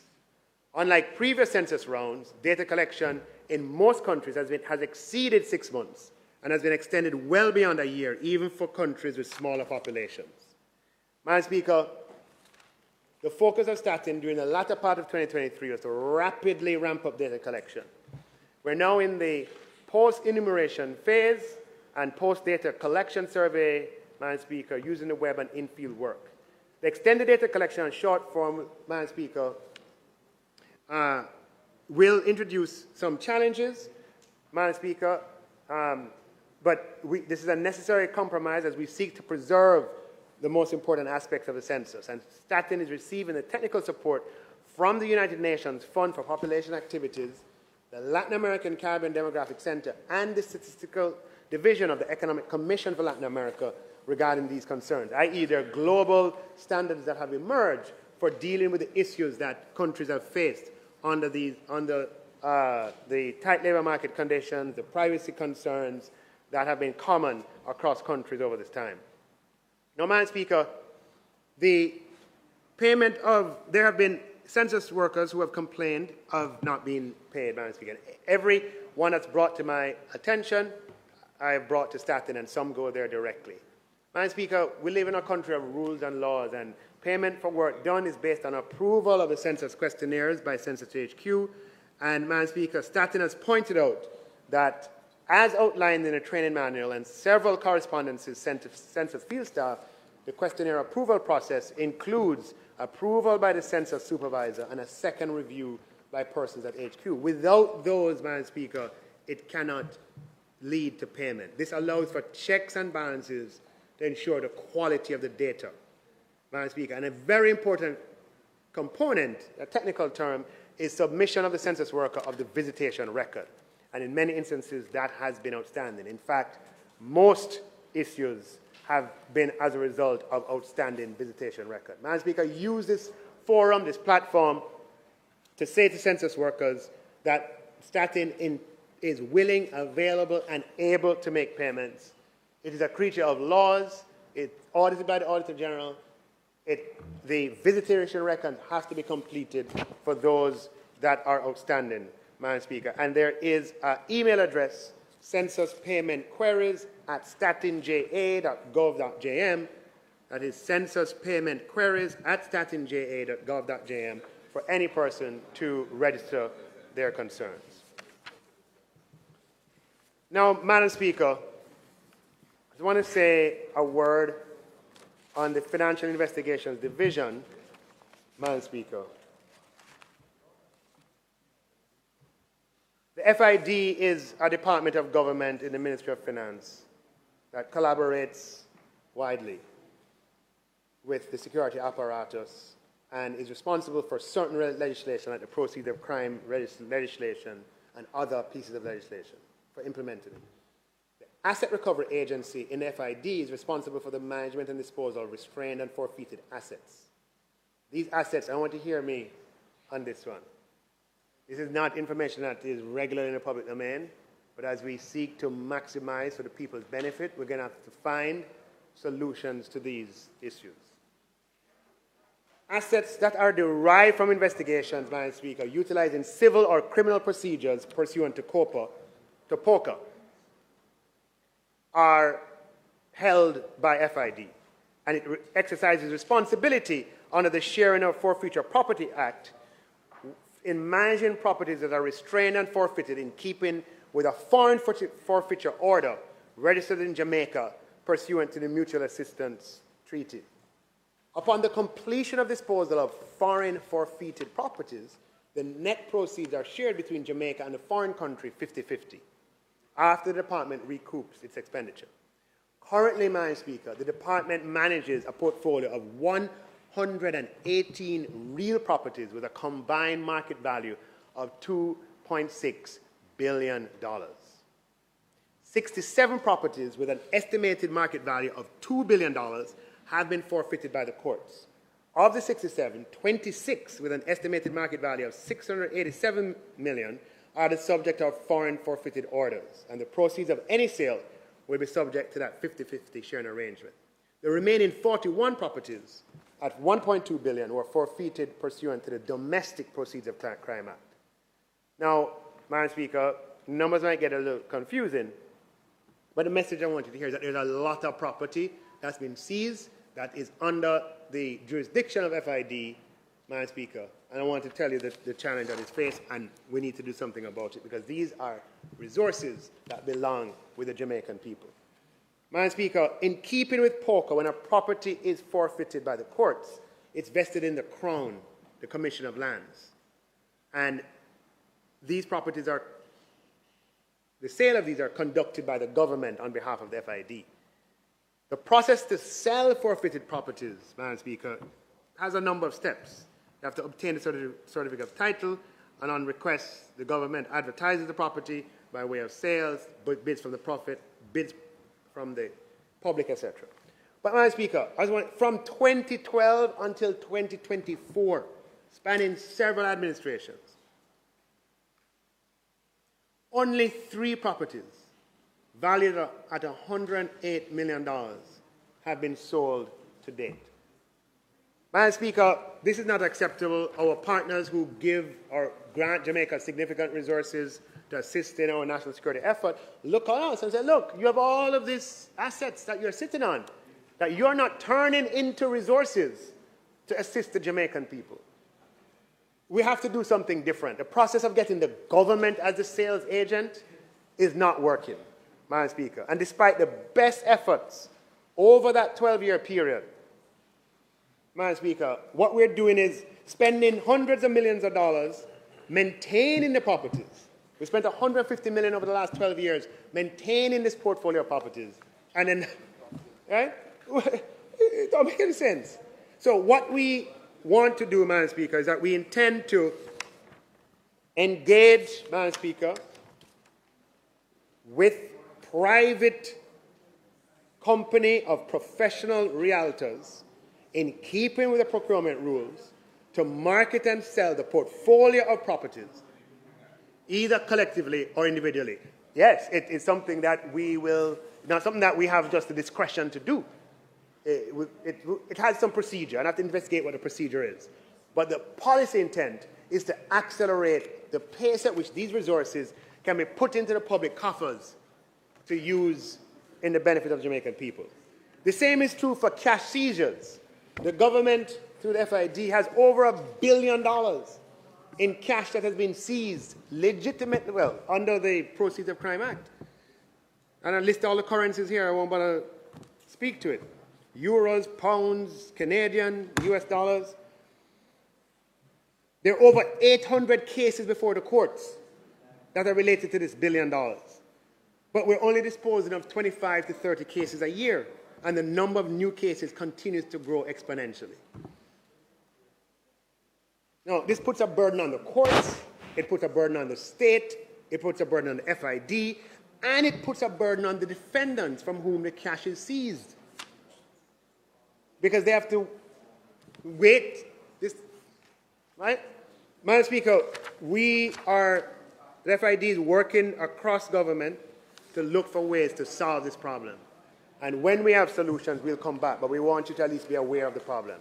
Madam Speaker, a paragraph on SSL, the magnitude of the case, Madam Speaker, has warranted a long and thorough investigation. The investigation is progressing as planned. A file was submitted to the Office of the Department of Public Prosecutions by the FID for the consideration of criminal charges against individuals, Madam Speaker, and the DPP is doing her job, and I think that office has publicly stated that they will make a ruling at some point. Madam Speaker, I summarize our policy on SSL: leave no stone unturned, follow the evidence wherever it leads, and seek international assistance. And that is what we have followed. Madam Speaker, I announced last year that in consultation with the British High Commission, Kroll Associates was hired to assist in the investigation. Madam Speaker, they had no connections in Jamaica, and their experience internationally, which resulted in their selection. Madam Speaker, they used technology, data analytics, and forensic expertise to produce a comprehensive report, an independent report as well of it, and independently reported its findings in November of 2023 to the FID. Madam Speaker, Kroll has confirmed that the suspected fraudulent activity and mismanagement at SSL and its related parties were much broader than initially understood. Madam Speaker, the investigative authorities have a much clearer picture of what took place, those involved, and they're committed to bringing those involved to justice. The FID will use all the powers at their disposal, Madam Speaker, to attempt to recover as much as possible of dissipated funds. Madam Speaker, with respect to fees paid to Kroll, it's a government of transparency. We'd have to wait to be asked. It wrapped up in November, and just to disclose, the UK provided $50,000 as an initial retainer for the engagement, for which we're grateful, and the total cost to Kroll was $1.2 million US, which was paid from the Civil Recovery Fund held by the Financial Investigations Division. In addition, Madam Speaker, to the payment to Kroll, and Kroll was essential to get to the point that we have something before the DPP, Madam Speaker. In addition to that, FID transferred $100 million from its Civil Recovery Fund to the Consolidated Fund as budgetary support, including support for national security. Madam Speaker, during the past year, we have made significant progress with the International Finance Corporation in the development of a public-private partnership for the expansion of the North Coast Road that we had spoken about in previous years. In 22-23 fiscal year, we signed a financial advisory services agreement with IFC, and the required due diligence studies have been carried out. And the project has been advanced to the stage that we expect to issue a request for qualification and information this year, with the selection and announcement of pre-qualified bidders next year. If all goes well, Madam Speaker, we could have final bidder selection by the end of 2025. Madam Speaker, this is a property that will involve an investment of approximately $650 million US, or $100 billion at the current exchange rate. It is likely to be the largest single government capex in Jamaica, but it will soon be surpassed by others. Madam Speaker, the macro stability that Jamaica enjoys makes it feasible to place a project of this scale in the marketplace with the confidence that we'll attract multiple credible investors with a track record and capacity to execute. Madam Speaker, a visible way of using Jamaica's hard-earned economic stability in the people's interest is by improving public services that all citizens have to use, such as tax offices. I spoke about this last year, and I just plan to give an update this year, Madam Speaker. It is because of economic stability that we plan over a number of years, Madam Speaker, similar to the program over hospitals, the program over highways, Madam Speaker, we have a program of tax offices. By 2027, Tax Administration Jamaica is expected to have invested more than $11 billion in capital projects to modernize and upgrade existing tax offices and construct new tax offices across the length and breadth of Jamaica. And let's go quickly through them. Christiana Tax Office, Madam Speaker, 52% completed. Project cost $760 million overall. The Mandeville Revenue Center, TAJ has leased the property. The initial procurement failed.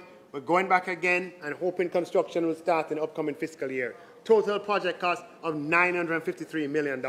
The Montego Bay Revenue Center, extensive modernization upgrade, $2.4 billion to upgrade the Montego Bay Revenue Center. Brownstown Tax Office, Madam Speaker, there will be a brand new tax office for the people of Brownstown. The property has been purchased. NWA and other professionals have been engaged, and it's moving to the next stage of design and approvals, $930 million. Santa Cruz will also have a brand new tax office, Madam Speaker. The land for the Santa Cruz tax office has been purchased. Initial estimates is that this project will take $920 million. This is a multi-year project, Madam Speaker. By 2027, could be 2028, we expect all of this to be done. The Anata Bay tax office is undergoing a renovation, Madam Speaker, and refurbishing. In Portmore, Madam Speaker, in Portmore, the Tax Administration Jamaica is building a brand new tax office for the people of Portmore. The land was acquired long ago. But my understanding is, Madam Speaker, for several years, TAJ has entertained discussions with the Portmore municipality about a land swap. It fell through in 2023. The TAJ will go ahead with the land that is acquired, and the Portmore tax office will be built at a cost of $1.9 billion, Madam Speaker. A network of new tax offices across this country built at $11 billion will signal, Madam Speaker, that we are leveraging stability to the people's interests. Madam Speaker, last year I showed you a picture, and this year I want to show you the Crossroads Tax Office and Business Center. The Crossroads Tax Office is out of space. The lines extend outside the building, onto the sidewalk, and bend around the building. This is not acceptable, Madam Speaker. The tax office is one of the busiest. Madam Speaker, TAJ has acquired property in Crossroads, part of the Natal lands, Natal, where TAJ will construct, and that's where I was born, an 8-story full-service tax office and business center with underground and surface parking large enough, spacious enough to accommodate the tax-paying public who use Crossroads. Madam Speaker, this will be done at a cost of $2.3 billion. This is a government, Madam Speaker, that's building out the public investment infrastructure of the country. I just want to pass this around for you to see it. 8-story, Madam Speaker, tax office in Crossroads. Madam Speaker, right? That we're going to do. Now, even as we're doing this, Madam Speaker,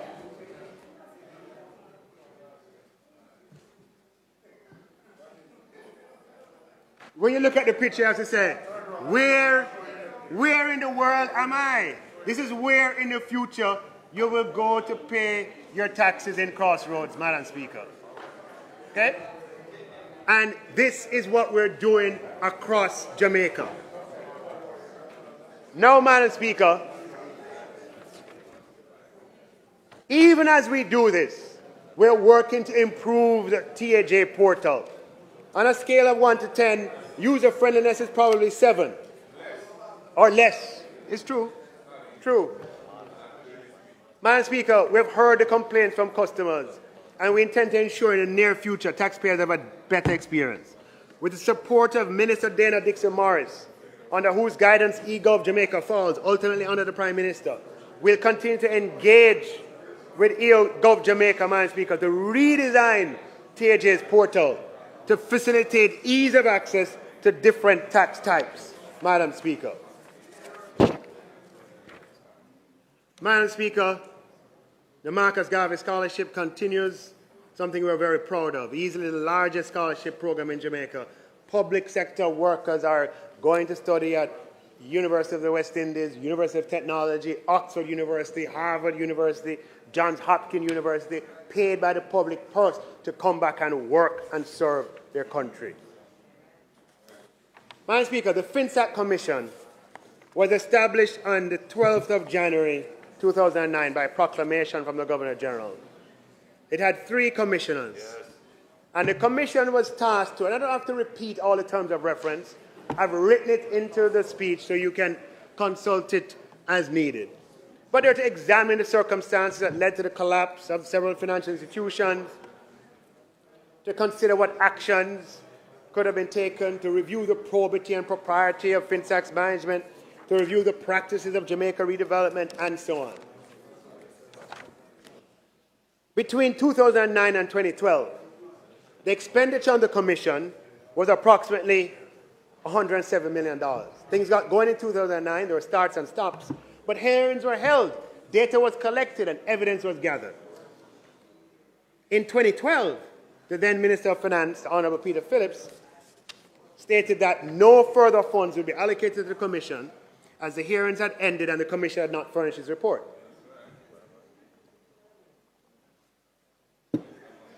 There were no allocations in 2012-13 and only $4 million in 2013-14.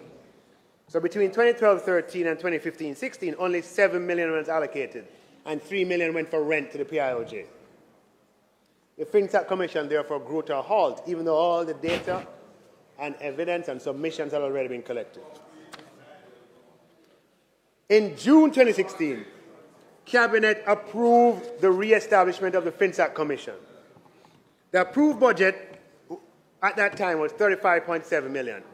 And the expectation, I remember Minister Shaw went to the public, and the expectation he was led to believe from the commissioners that the report would be available in 6 months. However, by December 2016, the Commission had submitted a revised budget and no report, a revised budget of $57 million. Cabinet approved a revised budget of $46 million and further upward revised it to $58 million. By the time I became Minister of Finance in 2018, there's still no FinSAC Commission report, and given the multiple upward revisions, Cabinet had lost confidence in the ability of the Commission to actually produce a report from the data. Between 2009 and 2017, approximately $150 million was allocated to the Commission. But since 2018, there's been no further allocation of resources to the FinSAC Commission. In 2019, given the absence of further funding, the remaining commissioners resigned and turned over the drafts of chapters of a report in electronic form, along with thousands of pages of transcripts of evidence and submissions placed before the Commission, also in electronic form. And in 2020, our focus shifted to COVID. Madam Speaker, the FinSAC period was a defining period of Jamaica's economic life. It was a financial sector crisis, the scale of which the world has rarely seen. It cost 40% of GDP. By comparison, the global financial crisis of 2009, in which global banks cost 9% of GDP in the US. Our financial sector crisis was 5 times worse in terms of impact than the worst global crisis in 100 years. Tens of thousands of businesses failed, hundreds of thousands of individual lives were affected. Thousands lost their homes, their livelihood, and some even lost their lives. The FinSAC crisis plunged Jamaica into deeper macro instability and resulted in a rapid buildup of the debt ratio that has taken us 30 years to resolve and reduce. It had an effect of obliterating opportunity for decades as interest costs consume national resources. Madam Speaker, the material gathered by the Commission consists of contributions from then government officials, economists, academics, former leaders of failed financial institutions, customers of those institutions, people FinSAC'd, people running FinSAC, including those who found themselves, as I said, with ballooning debts, among other stakeholders. Their perspectives on a defining period of the Jamaican story need to be made available to the public. We owe it to the victims of that era, to ourselves and to future generations, to do our best to record for posterity the evidence gathered from the Commission, to make it publicly available, and to have it inspire the production of research reports and cultural creative output. The cost can't be a constantly escalating one. Madam Speaker, next year, 2025, it will be 30 years since the establishment of Fiscal Institution Services, the precursor to FinSAC, which is set up to implement the scheme of arrangement pursuant to the temporary management of the failed Blaze and Century entities. The data and evidence submitted by the Commission to the Commission is public information and ought to be available to the public. It is a treasure trove of information from various perspectives that will add to public understanding of that period of Jamaican life. Madam Speaker, considering all of the above, the government will take the necessary procedural steps, which we undoubtedly, there will be some procedural steps, to achieve the following. One, we will publish, Madam Speaker, as soon as practically possible, on a specially curated website, the FinSAC Commission archives, consisting of all of the evidence provided and the submissions made to the Commission. It was a public commission. The submissions were made in public. Yeah? All of this archive data will be put out in volumes, in chapters, in folders, and made available to the public, Madam Speaker, in perpetuity. Never again. On publication of the FinSAC Commission archives, the Ministry of Finance will issue a special call for scholarly research into the Commission archives for the purpose of producing scholarly articles and books. And we'll think very carefully about... No, the Commission doesn't exist anymore. The draft will be as part of the documents. Yeah. Everything that they handed over will be uploaded, as is. Yeah? But what we want to make sure the lessons, whatever they are learned. So we want to say, look, open to researchers here and abroad. Here's a grant for $1 million, for $500,000, etc., to produce a report. Madam Speaker, in collaboration with the Ministry of Culture, Gender, Entertainment and Sport and the Screen Development Initiative, will also issue a special call to the creative community for proposals for documentaries on the financial sector collapse. Madam Speaker, some people will be able to sift through the reams of data on the website. Some people will be able to read the scholarly material that's put out. But for some people, you have to put it in an audio-visual format for them to get it. Madam Speaker, societies that achieve, they document their history. The good book tells us about the society 5,000 years ago who saw themselves as a chosen people, and they wrote down every aspect of their history. Madam Speaker, societies who thrive document their history. We, Madam Speaker, are going to document through documentaries what happened using the archive, Madam Speaker, and working with the ministry as well, issue a call for a theatrical production, Madam Speaker, in whatever format, on the FinSAC Commission archive. Madam Speaker, we're going to turn that lemon of FinSAC, Madam Speaker, into lemonade of lessons that can serve the people of Jamaica going forward. We'll provide more details once we accomplish the first task, which is the publication of the FinSAC Commission archives on a curated public website, Madam Speaker. Now, Madam Speaker, under this government, from 2018, there's been no funds spent on that report. Madam Speaker, I now turn my attention to the revenue measures. Madam Speaker, the armored cash courier industry plays an integral role in the financial services industry in Jamaica. Business owners and operators, financial institutions, and multi-branch banks rely heavily on the armored car companies which oversee cash logistics, cash movement. The well-publicized gun attacks and ambush and robbery attempts directed at ABMs, Madam Speaker, have negatively affected the industry and exposed weaknesses. In addition, these attacks have significantly impacted the mental health of the security officers, employees in the industry, and citizens at large.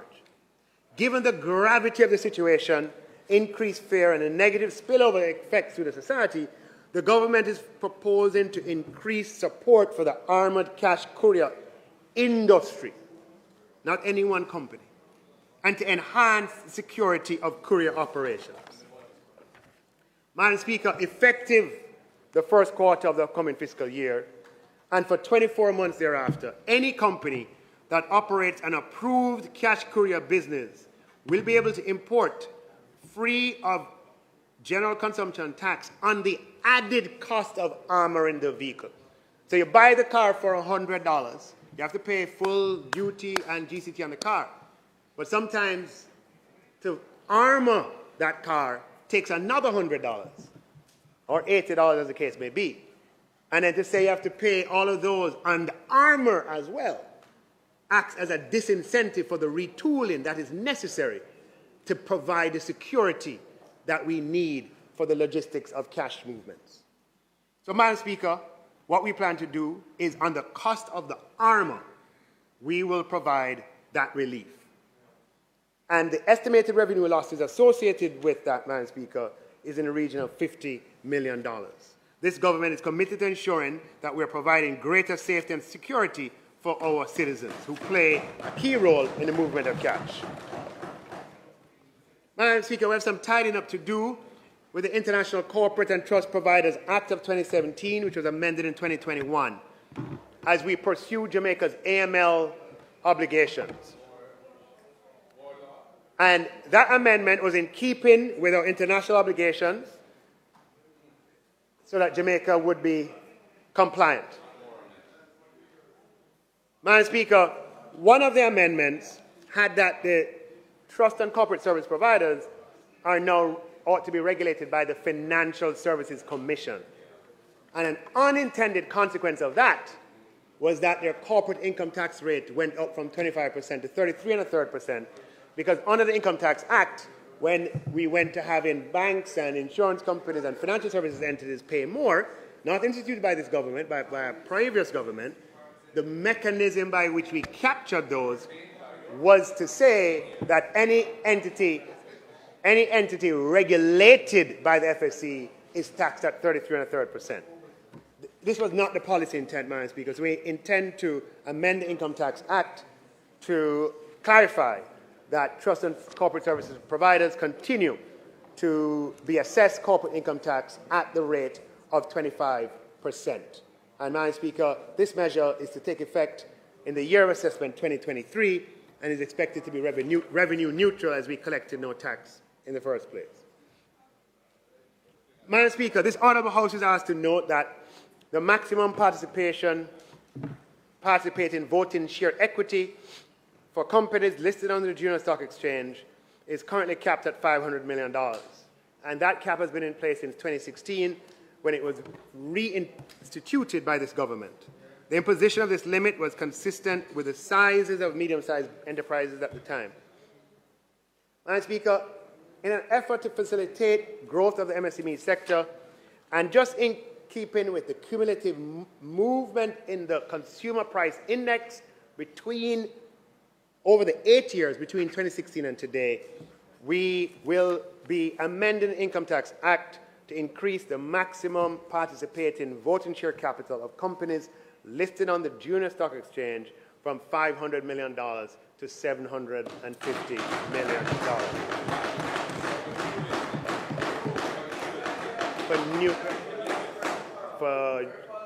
Yes, I think it's for new listing, yes. Madam Speaker, the industry has lobbied for this over quite a number of years, and we have listened and listened and listened. And, Madam Speaker, today we are signaling support, Madam Speaker, and moving that threshold from $500 million to $750 million. Madam Speaker, the energy system is highly dependent on imported fossil fuels, primarily oil. Fossil fuels have been the primary source of energy for most of human history, powering industrialization, transportation, and electricity generation.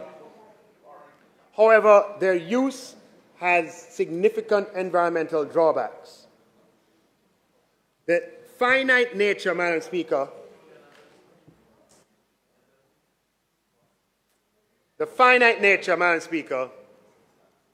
of fossil fuel reserves and the environmental concerns associated with their use have led to a growing emphasis on cleaner and more sustainable sources, Madam Speaker.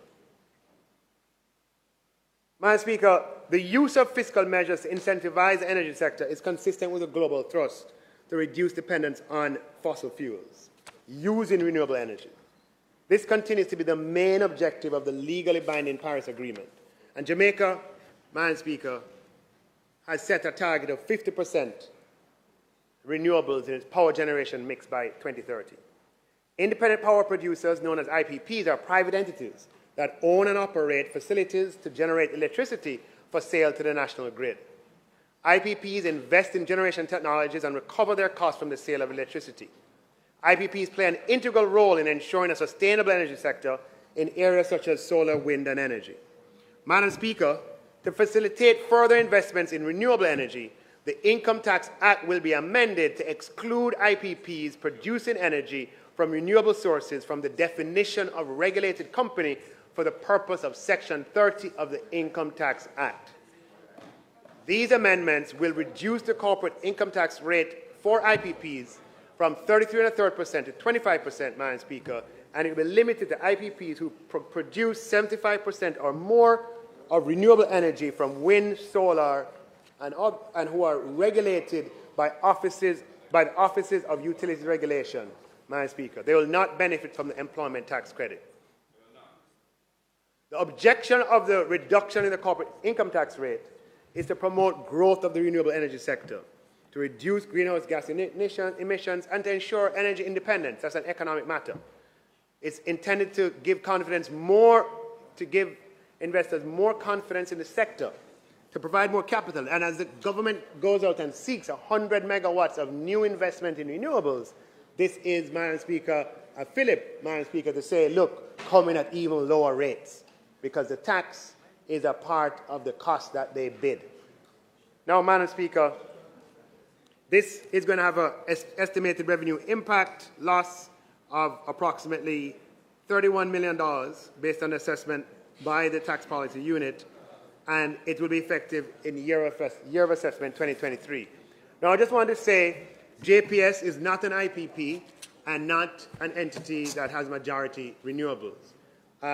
We want, Madam Speaker, open to discussions at some point in the future of looking at reducing the corporate income tax rate on JPS once we can get the assurance that that in turn will lead to a reduction in the tariff rate to the consumer.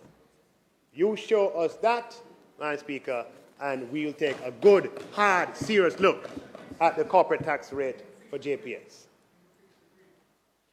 Madam Speaker, there's been significant public sentiment concerning the custom de minimis value and passenger duty-free allowances. This increased discourse has been fueled by changes in the global macroeconomic environment and increase in e-commerce activities.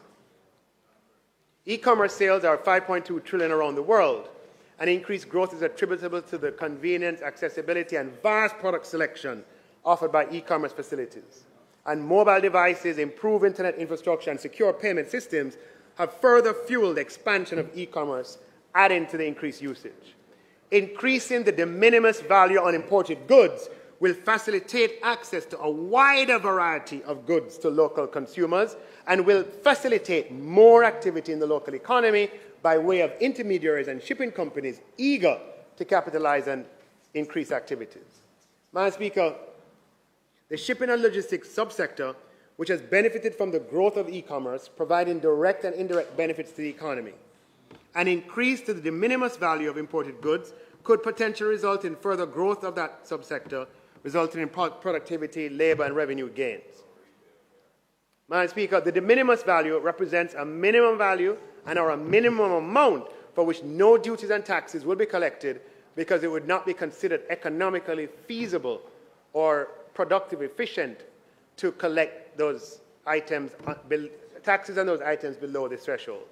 The House and the public, Madam Speaker, should be aware that items valued at less than $100 currently account for less than 0.5% of the overall share of fees and charges collected by the Jamaica Customs Agency on imports, but accounts for almost 20% of total declarations processed for imports.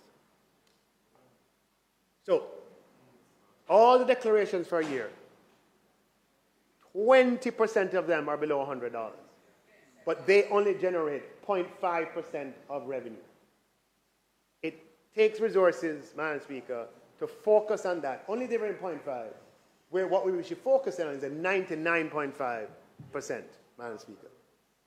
So, Madam Speaker, for items less than $100, there's a huge disparity between the large volume shipments processed and the relatively small amount of revenue collected on those shipments.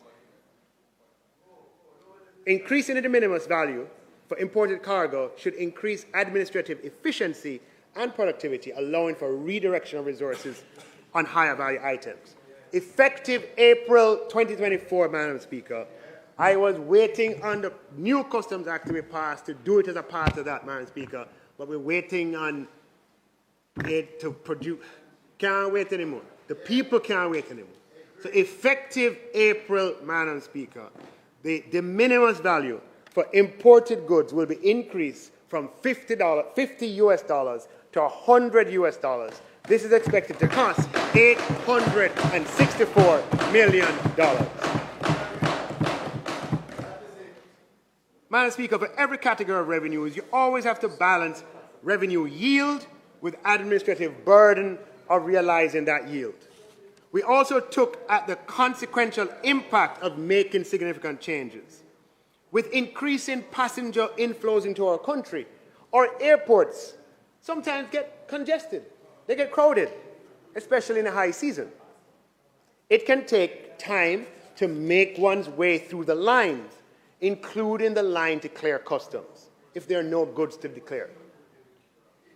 This is not the fault of the customs officers who are just doing their jobs. The rules are set by the laws passed in this House. Madam Speaker, we aim to improve productivity and efficiency, so we took a look at the length of these lines and the revenue yield.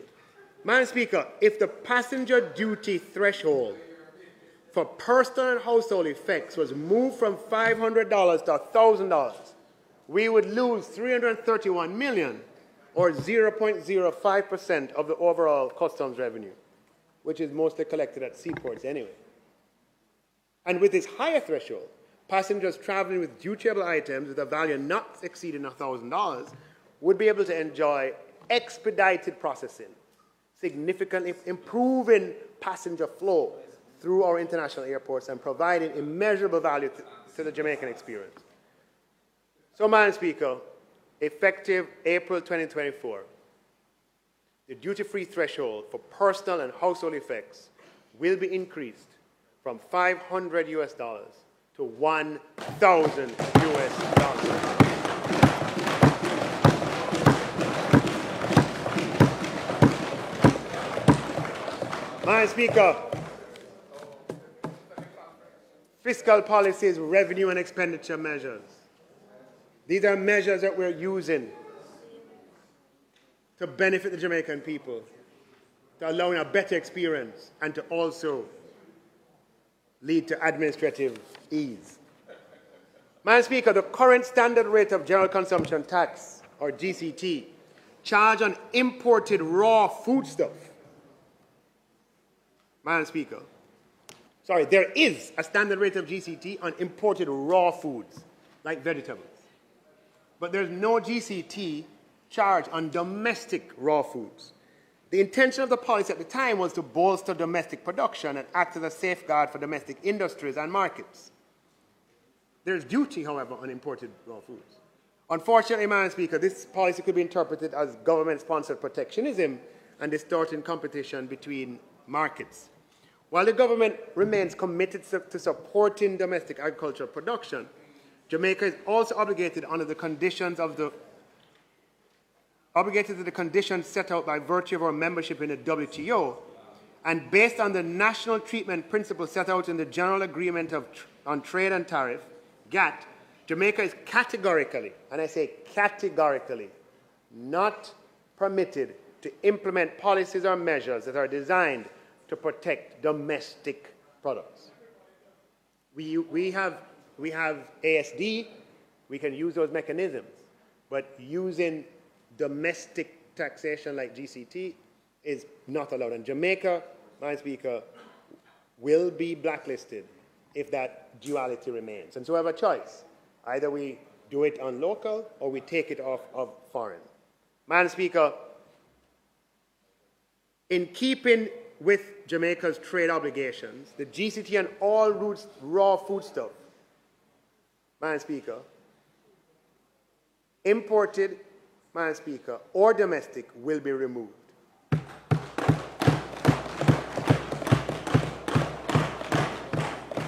This is a measure, Madam Speaker, that will be revenue negative and will result in foregoing $2.4 billion of revenue. And the measure will take place in the first quarter of 2024-25. Although, Madam Speaker, this is a measure that emerges from trade-related matters, it will mean the opportunity to provide more affordable imported raw foodstuff to Jamaican consumers, to increase the chance of these, Madam Speaker. So it's opportune that at this time, what this allows is for cheaper vegetables, Madam Speaker, to be available, Madam Speaker, to the Jamaican customers. Right? Now, Madam Speaker, we still have duties on imported foodstuff, on raw foodstuff. Yeah, duties still exist. Okay? But we have, and we don't have a choice. We're not going to wait until the blacklisting from the WTO is final to do something about it. And we can provide you with the evidence to support what we're saying. So, Madam Speaker, to make sure that the benefit of these vegetables reduction coming in go to the customer, Madam Speaker, I've had opportunity to have a conversation with the Minister of Agriculture, where I've suggested to him that in light of this change, it would be good, Madam Speaker, and I'm just throwing it out there, that the number, if you used to have, pick a number, 10 import license for this kind of product, that you move to have 12 or 15, just to make sure that competition keeps the market honest so that the gain passes through to consumers. Madam Speaker, there have been calls for an increase in the threshold for personal income tax. These calls have been made on the basis that the threshold was last adjusted in the 2017-18 year, 7 fiscal years ago. It is and has always been the policy of this administration to abolish distortionary taxes, and we've done plenty of that, and to make a decided break from our past of imposing new tax increase upon new tax increase every year. Madam Speaker, it's just because it's our personal experience. I was 18 years old coming out in 1989, very aware, very, very aware that for the 26 years between 1989 and 2015, there was a new tax package every single year for all of those years except for 4. And you notice I choose a period crossing administrations. For those 26 years, every single year except for 4. Madam Speaker, we have broken that cycle.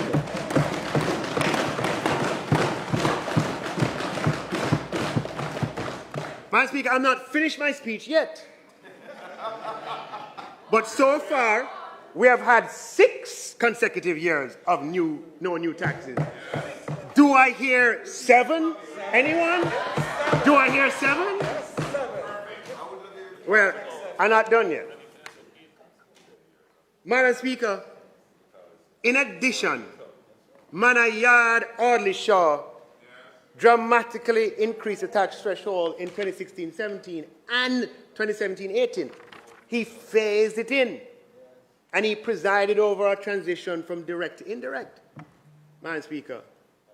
Was revenue neutral, Madam Speaker. There were no net new taxes. So this would be the 9th year of no net new taxes. Madam Speaker, raising the income tax threshold is the policy of this government.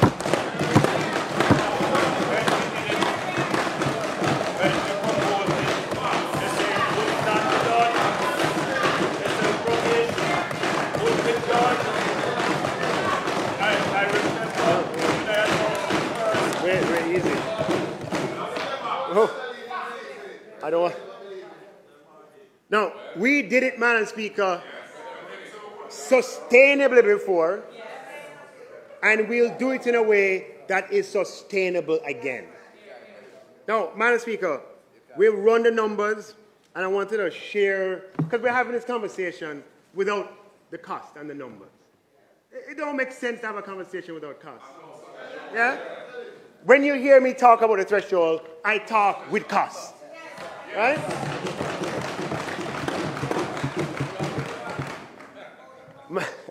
Madam Speaker, increasing the threshold, this is just a data provision section. Please, I'm just providing data. Increasing the threshold from 1.5 million to 2.1 million would cost approximately $23.6 billion. Improving the threshold, Madam Speaker, for 1.5 billion to 1.5 million to 2.5 million would cost approximately $34.6 billion. Increasing the income tax threshold from 1.5 million to 3 million, Madam Speaker, would cost over $45 billion. Now, Madam Speaker, these are huge, huge numbers. It stands to reason that, we've never had any measure, any single measure, Madam Speaker, that results in a net reduction, meaning that you give up taxes of that magnitude. When we increased the tax threshold from 592,800 to 1.5 million, as I mentioned earlier, it was done in a revenue neutral way. And, Madam Speaker, though what is often forgotten is that social spending was materially increased, as documented in IMF reports at the time, which anybody who cares to look can see that nearly 0.8%, nearly 1% of GDP at the time in social. Go back and look at it. I don't want to quote it and get it wrong. But it was a material increase in social spending.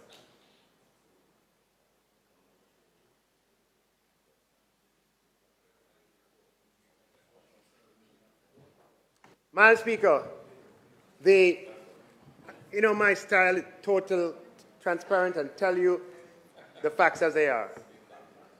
The Financial Audit and Administration Act requires that Jamaica pursue a fiscal balance, meaning the difference between revenues and expenditure each year that is derived from a formula written into the law, which produces a result for that year consistent with the debt target that's set in the law.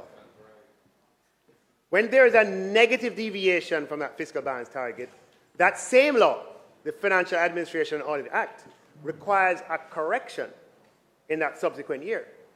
During COVID, Madam Speaker, the deviation was so large when we escaped the rules that we had to amend the law to say, look, we can't do a correction in 1 year. We have to do it over 3 years. Yeah, have to phase it in.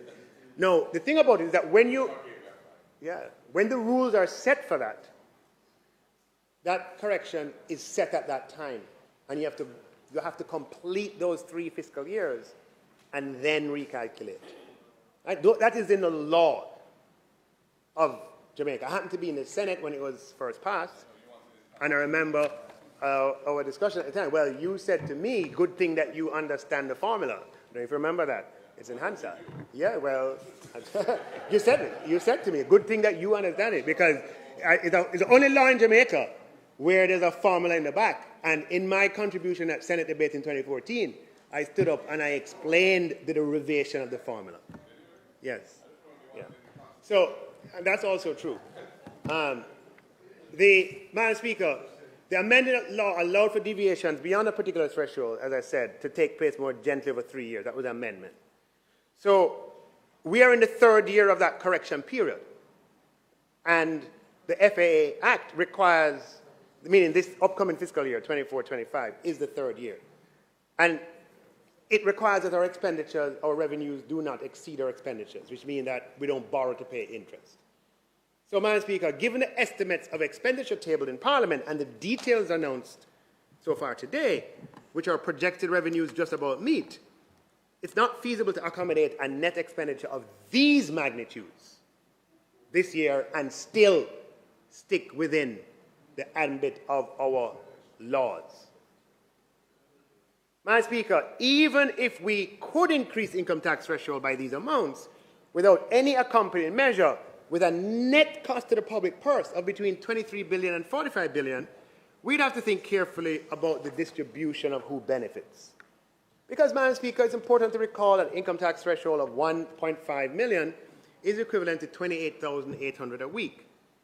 Madam Speaker, Jamaica's per capita GDP at 7,000 US is approximately 1.1 million at prevailing exchange rate. So it shouldn't be a surprise that 70% of persons who are contributing to the system, either through statutories or otherwise, or approximately 450,000 Jamaicans on the tax database, have incomes below the income tax threshold, and as a result do not pay any personal income tax. So spending $20 billion to $45 billion on a net basis to raise the threshold as per above would not benefit a single one of these Jamaicans on the lower end of the spectrum. 70% of persons, it would not benefit. Now, Madam Speaker, before we increase income tax threshold in a manner that affects those who relative to the people who earn less than 1.5 million, they're slightly better off, Madam Speaker. The better thing to do is to address the more vulnerable first. But stay with me, please. Madam Speaker, we're living at a time where Jamaica's macro fundamentals are the best they've been in 50 years. And we want to improve these even more over time. We pursue these objectives in the people's interest, and we want to make sure that they benefit from this profound improvement in Jamaica's circumstances. Madam Speaker, as a Member of Parliament, I'm acutely aware of the fact that many hardworking Jamaicans who retired over the past few decades and have been on pension since then have had their pensions eroded by the chronic macroeconomic instability over most, if not all, of that period. They look on now and they see that we are turning the corner and conditions of pay and service in the public service are much better than in their time. Madam Speaker, the instability of that period wasn't that individual's fault, but they surely have paid a high cost for it. This had led to, for example, various persons across society advocating for the linking of pensions of certain high offices to the salary of the current office holder. And I'm not just thinking about the judiciary. I've gotten letters from on behalf of other high office holders who are making the same recommendation. And what people are trying to do is to insulate themselves, in part. But Madam Speaker, I've opined that it would be completely unsustainable to do that. And it would be an unwise course of action. We couldn't afford it at its logical conclusion. The real solution, Madam Speaker, is to ensure that Jamaica's fiscal policy framework is sustainable and the central bank is independent and charged to pursue low and stable inflation. This framework preserves purchasing power, Madam Speaker, and if we do this, those who are retiring now and those who will retire in the future will have a much better experience than those who retired before. However, Madam Speaker, we cannot be immune to the circumstances of these pensioners as they look around and see the skyscrapers going up, which didn't happen during their time, and other signs of economic buoyancy. It is important that they know that they're not left behind. Madam Speaker, this House is asked to note that the following exemptions apply to those in receipt of a pension. Individuals under 55 years of age receiving a pension from an approved statutory pension scheme or an approved superannuation scheme are entitled to a tax exemption of $80,000 restricted to the pension income only. If the pensioner is 55 years and over, the $80,000 tax exemption can also be applied to the other sources of income. This is known as a pension exemption. Madam Speaker, this threshold was last adjusted in 2009. So as we go talking about the rest of the society, it was 2016-17. You have these people, their exemption was last done in 2009. They are people who, on fixed incomes, retired during periods of instability, are having it hard because their pensions were based on small salaries and are low. And we have a threshold that's been placed from 2009. We must adjust this first. Equity demands that.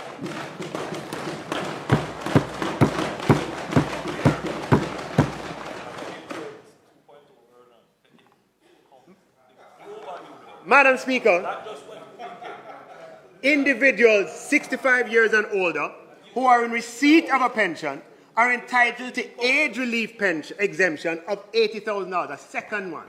You have the 1 over 55 and you have the 1 over 65. This one was, it's a pension exemption enabling persons 65 years and over. Therefore, the total, you get 160,000 of exemption. But this over 65 was introduced in 2009. Do the math. 2024 minus 2009, 15 years ago, and it has not changed since. Equity demands that we change this first. Now, Madam Speaker, the government remains committed to ensuring the adequacy of our social protection system, and we recognize significant financial challenges faced by individuals who went before us. We honor you, we respect you, we love you, and we are here for you. As such, Madam Speaker, in an effort to provide further protection for this vulnerable group, it is proposed that the annual pension exemption and the age relief exemption be both increased from $80,000 to $250,000.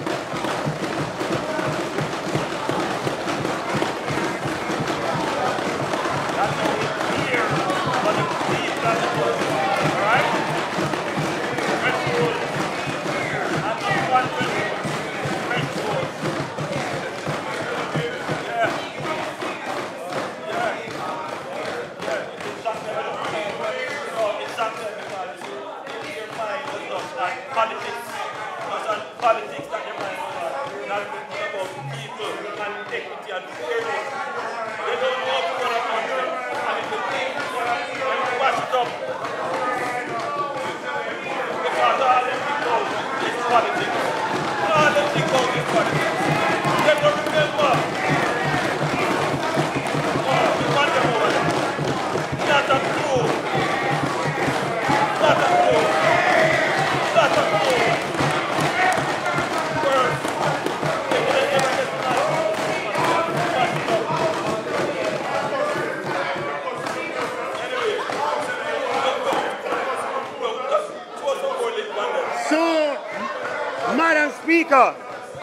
Madam Speaker,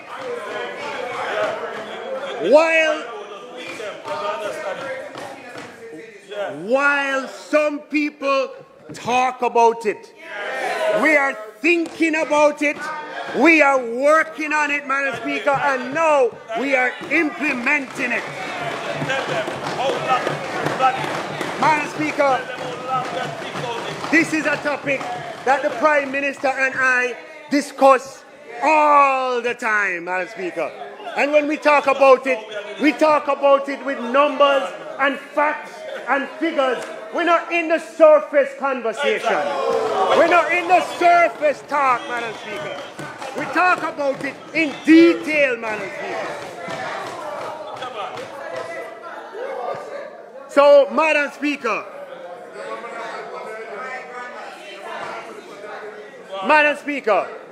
the pensioner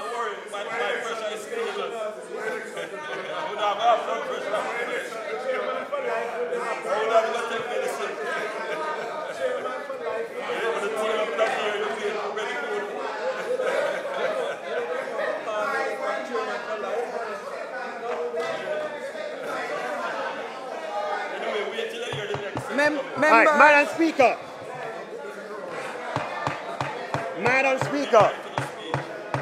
Madam Speaker.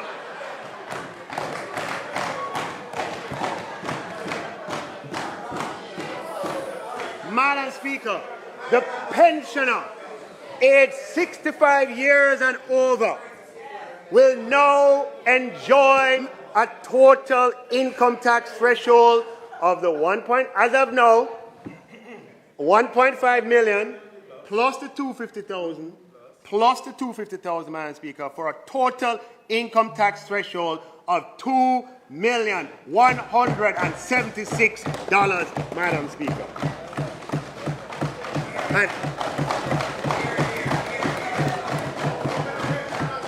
And age 55 and over will be 1,750,000. The estimated revenue loss associated with this increase in the pension exemption is $1 billion, Madam Speaker, and the measures to take effect in the first quarter of fiscal year 24-25. Madam Speaker, we are leveraging macro stability to the people's benefit, Madam Speaker. Now hear me carefully, because we think this stuff's true. We have $1 billion built into the budget to increase public pensions, public sector pensions. Right? What we're going to do this year is, because the people above the threshold are getting the exemption increase, let's just say that, right? What we're going to do is direct the $1 billion that we have in the increase to pensioners, to the pensioners who are earning less than $1.5 million.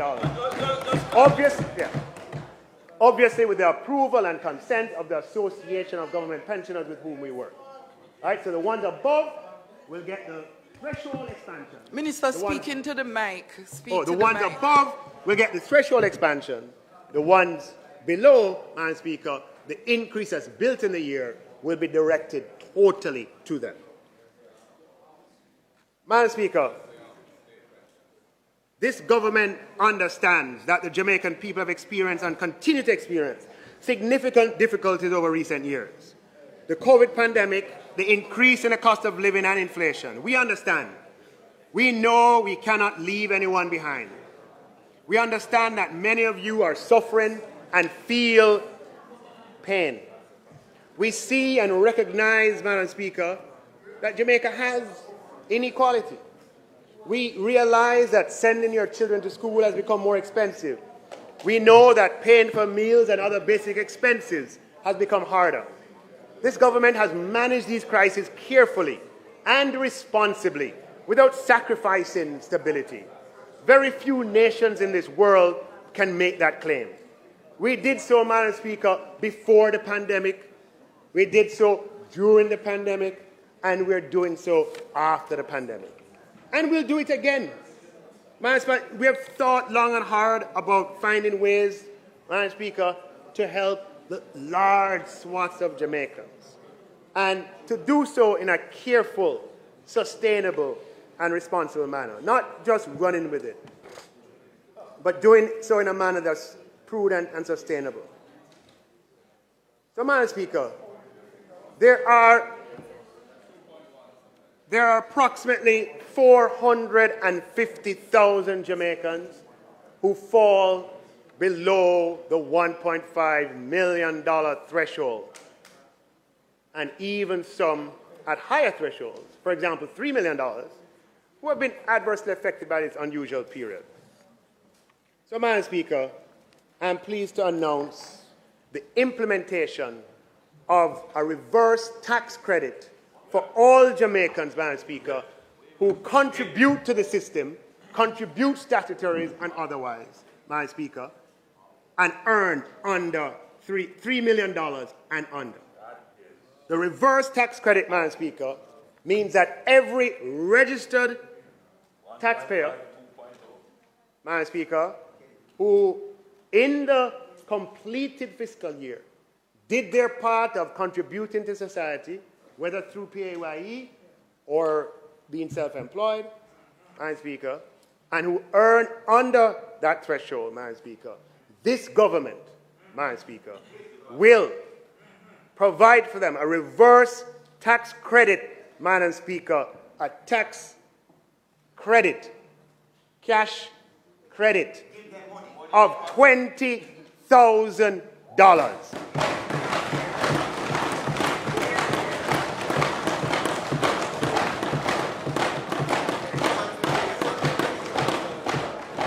Madam Speaker, we have a total of 570,000 Jamaicans today who contribute to the Jamaican society through statutory deductions and some through personal income tax who will benefit from this measure. Madam Speaker, the cost of this program is $11.4 billion, and we consider this money very well spent. Reverse tax credits, Madam Speaker, are not new. They exist in other countries. It never existed before in Jamaica, but we are going to put it in place. Now, Madam Speaker, there's going to be an established system for the processing and payment of the reverse tax credit to be managed by the Tax Administration Jamaica.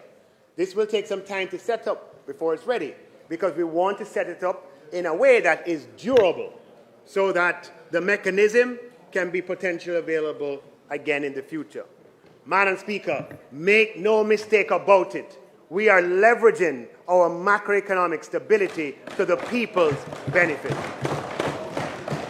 So, if you are working in the restaurant, serving customers morning, noon, and night, you're working on the floor of the ice cream shop, you're a janitor in the office building, you are a worker in the hotel, in the bartending, or you're taking out, you're tending to the lawns, or you're in the entertainment section.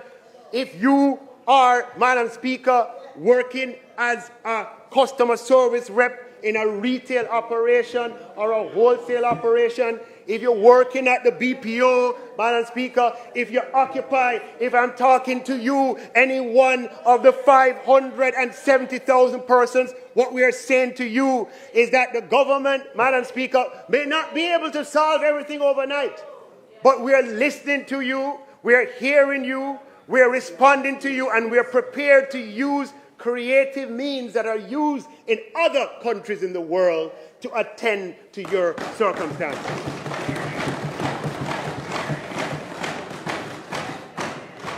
Madam Speaker, now that we have addressed more relatively vulnerable groups on the tax database, as is our godly duty, it is our godly duty to be our brother's keepers. Before we say first, Madam Speaker, let's look for the less vulnerable first, let's treat with them first, and then we can move. So, Madam Speaker, we have done that over 65s. We have done that with the over 55s. We have done that with the people below 1.5, Madam Speaker. Now let's talk for a little thing. A little thing. I share some of the facts and figures, Madam Speaker, related to the cost of increasing the general income tax threshold. We're not able to deliver the large increase in the threshold in one go for the reasons mentioned earlier. But, Madam Speaker, that doesn't mean that we can't do it little by little. Little by little. Like little by little. Because it's an expensive thing. Right? And it's not little either. So, what do you say about that? Huh? Step by step. What do you say about that? Huh? Step by step.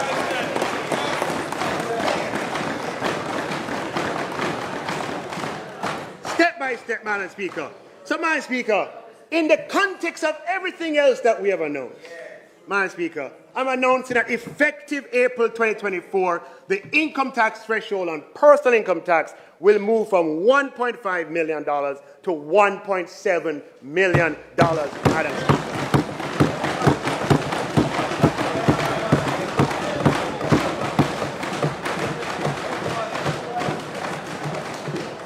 Madam Speaker, this will cost approximately $9 billion.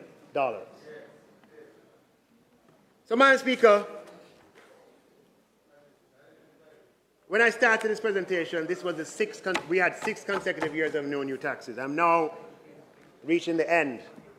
And I'm proud to say, Madam Speaker, that this is the 7th consecutive year in which the government has introduced no new taxes. Madam Speaker, this has not been easy, but it's been the right thing to do. The Prime Minister, I was 18 in 1989, he was 17. And it's imprinted, Madam Speaker, in our experience.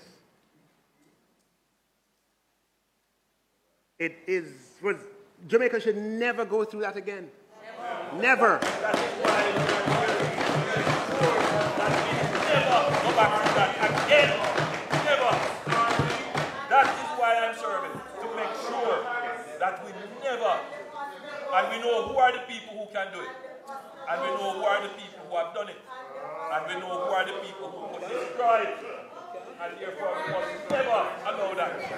Never. So, Madam Speaker, this is the 7th consecutive year of no new taxes.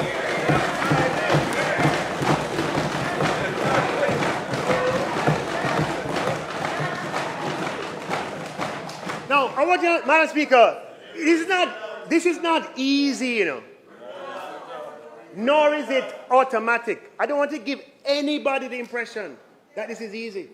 This takes a deliberate commitment to a principle from the top of government throughout the cabinet. It's a principle that we're committed to because we are cognizant of Jamaica's economic history and the burden that Jamaicans have borne. And so we have articulated policy with the objective of achieving that end. Now, the revenue measures I announced here today is not easy either. Those revenue measures don't just come like that. Those revenue measures come from innovation. Madam Speaker, we are ahead on our debt trajectory. And as a result, Madam Speaker, we are executing a securitization this year of receivables. If we were behind in our debt trajectory, then I would have used those to pay down our debt. But we are comfortably ahead on our debt trajectory. And that is why that is a good thing. Because it allows you to turn around and do things like this. So anybody who have any doubt, pursuing stability, pursuing responsible, sustainable fiscal policy delivers the possibility to do more on behalf of the people.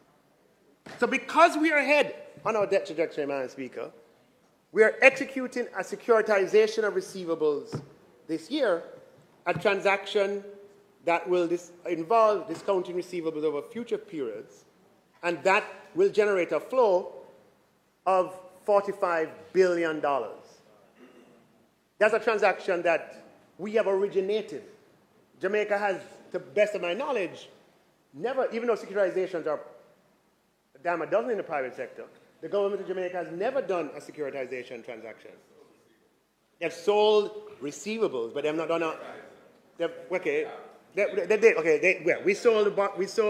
we I wouldn't call it secure. What we have done in the past is to sell.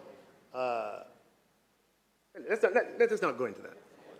We, Madam Speaker, we have not done a transaction like the one that we're talking about. Okay? Yeah, that's the point I'm making. So this is not something where somebody put down and say that is there. That is something that we have to go look for and find, Madam Speaker. It takes innovation. It takes sweat, Madam Speaker. It takes effort. This is not automatic.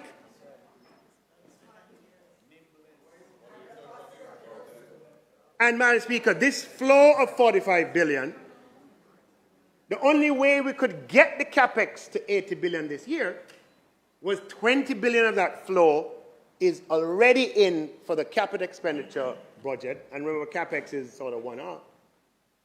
And $25 billion, Madam Speaker, is indicated in the revenue measures ministry paper that's being tabled today. We don't just talk, Madam Speaker. We work and we find innovative ways Madam Speaker, to get things done and keep Jamaica on stable financial ground. So, Madam Speaker, permit me to make a few concluding remarks. I am pleased to report that Jamaica's macroeconomic fundamentals today are stronger, better, and more favorable than at any time over the last 50 years. The government understands that while macroeconomic stability is critical to improving the quality of life and standard of living of our people, it is by no means sufficient. We hear you, we have listened, and we have done what we have always done, Madam Speaker, is to respond and to act. We're committed to ensuring that we protect and preserve our hard-fought stability in the people's interest. We want the people of Jamaica to know, to feel, and participate in the significant macroeconomic advances that we have made in a manner that betters their lives and to benefit, and in a way that they benefit from these advances in a material way. Madam Speaker, Madam Speaker, we all should be proud that the economy has grown by 10 consecutive quarters. Madam Speaker, unemployment is at the lowest rate in our history. More people than ever are employed, Madam Speaker, and our macro fundamentals, as I said, are stronger than ever before in the last 50 years. The government is committed to leveraging our macroeconomic successes to help benefit the lives of Jamaican people. We have our public investment process has projections for public investments over the next 5 years of over $1 trillion. It will be the largest period of public investment in Jamaica. We will implement an unemployment insurance scheme in Jamaica to provide added protection to those who have lost their jobs and a bridge until they find new employment. We have increased public sector employee compensation by over $200 billion in 3 years. We are no longer requiring guarantors for student loans, Madam Speaker. We're working, Madam Speaker, we're on secondary roads, $4.3 billion. We are reducing bus fares over the next 2 years from $100 to $50. We're buying 50 garbage trucks, Madam Speaker, and 100 buses in the same year. We're building 4 hospitals at the same time at a cost of $11.5 billion. Madam Speaker, we are investing in the Spark program, $20 billion program this year to construct and to rehabilitate roads. We are building divisional headquarters for the police. We are spending money on improving highways, Madam Speaker. And as far as our revenue measures are concerned, we're using policy to meet the needs of the Jamaican people. We're increasing the threshold on import duty for personal items and household effects, Madam Speaker, and the de minimis threshold from $500 to $1,000 and $50 to $100 respectively. Removing the GCT and imported raw stuff, Madam Speaker. Increasing the tax threshold for our pensioners first, 55 years old and age-old exemption, Madam Speaker. We're introducing a reverse tax credit, Madam Speaker, for all those who earn less than $3 million. And, Madam Speaker, we're increasing the income tax threshold from $1.5 million to $1.7 million, Madam Speaker, step by step. And we're doing all of this, Madam Speaker, in the context of not introducing any new taxes for the 7th year in a row.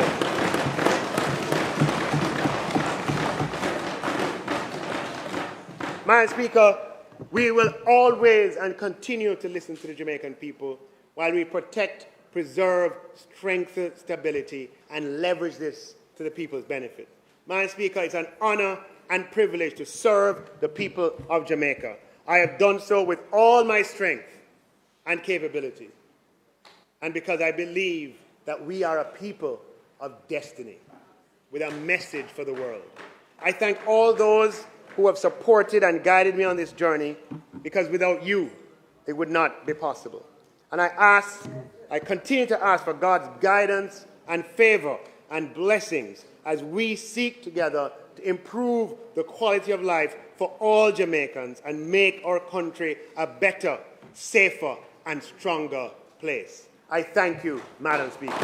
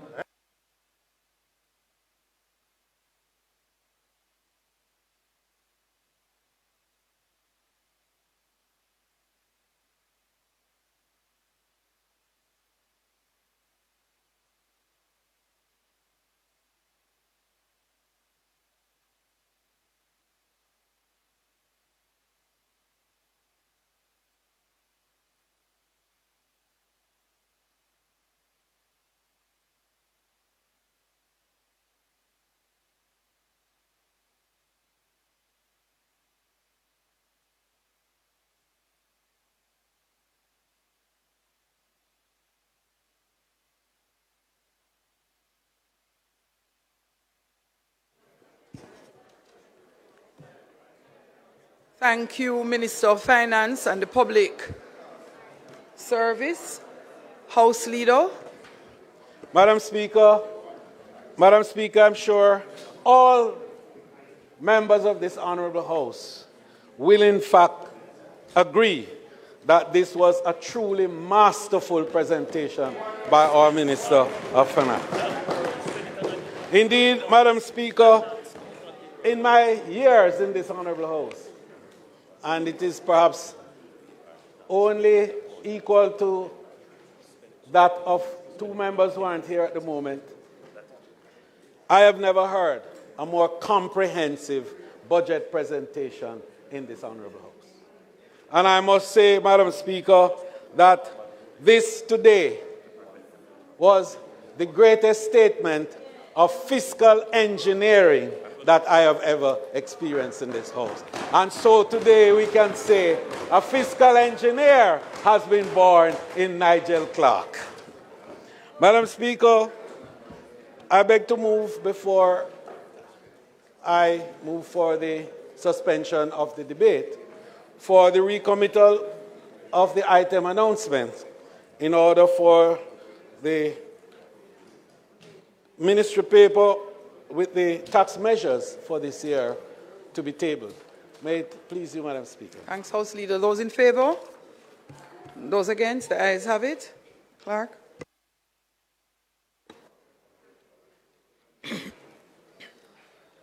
Also laid on the table of the House today are copies of Ministry Paper number 11 of 2024, entitled Revenue Measures for Financial Year 2024-2025.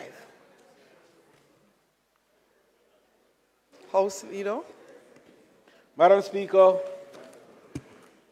I now beg to move that the debate on the bills be suspended until Thursday, March 14th, 2024, when the opposition spokesman on finance, Mr. Julian Robinson, will make his presentation to the debate. The question is that the debate be suspended until Thursday, March 14th at 2 p.m. Those in favor? Those against? The ayes have it. Madam Speaker, it is not intended to do any further business for today. I therefore beg to move that this honorable House be adjourned until Thursday, March 14th at 2 p.m. at the George William Gordon House. May it please you, Madam Speaker. Thank you, House Leader. House, the question is that this honorable House do now adjourn until Thursday, March 14th, 2024 at 2 p.m. Those in favor? Those against? The ayes have it. This honorable House now stands adjourned.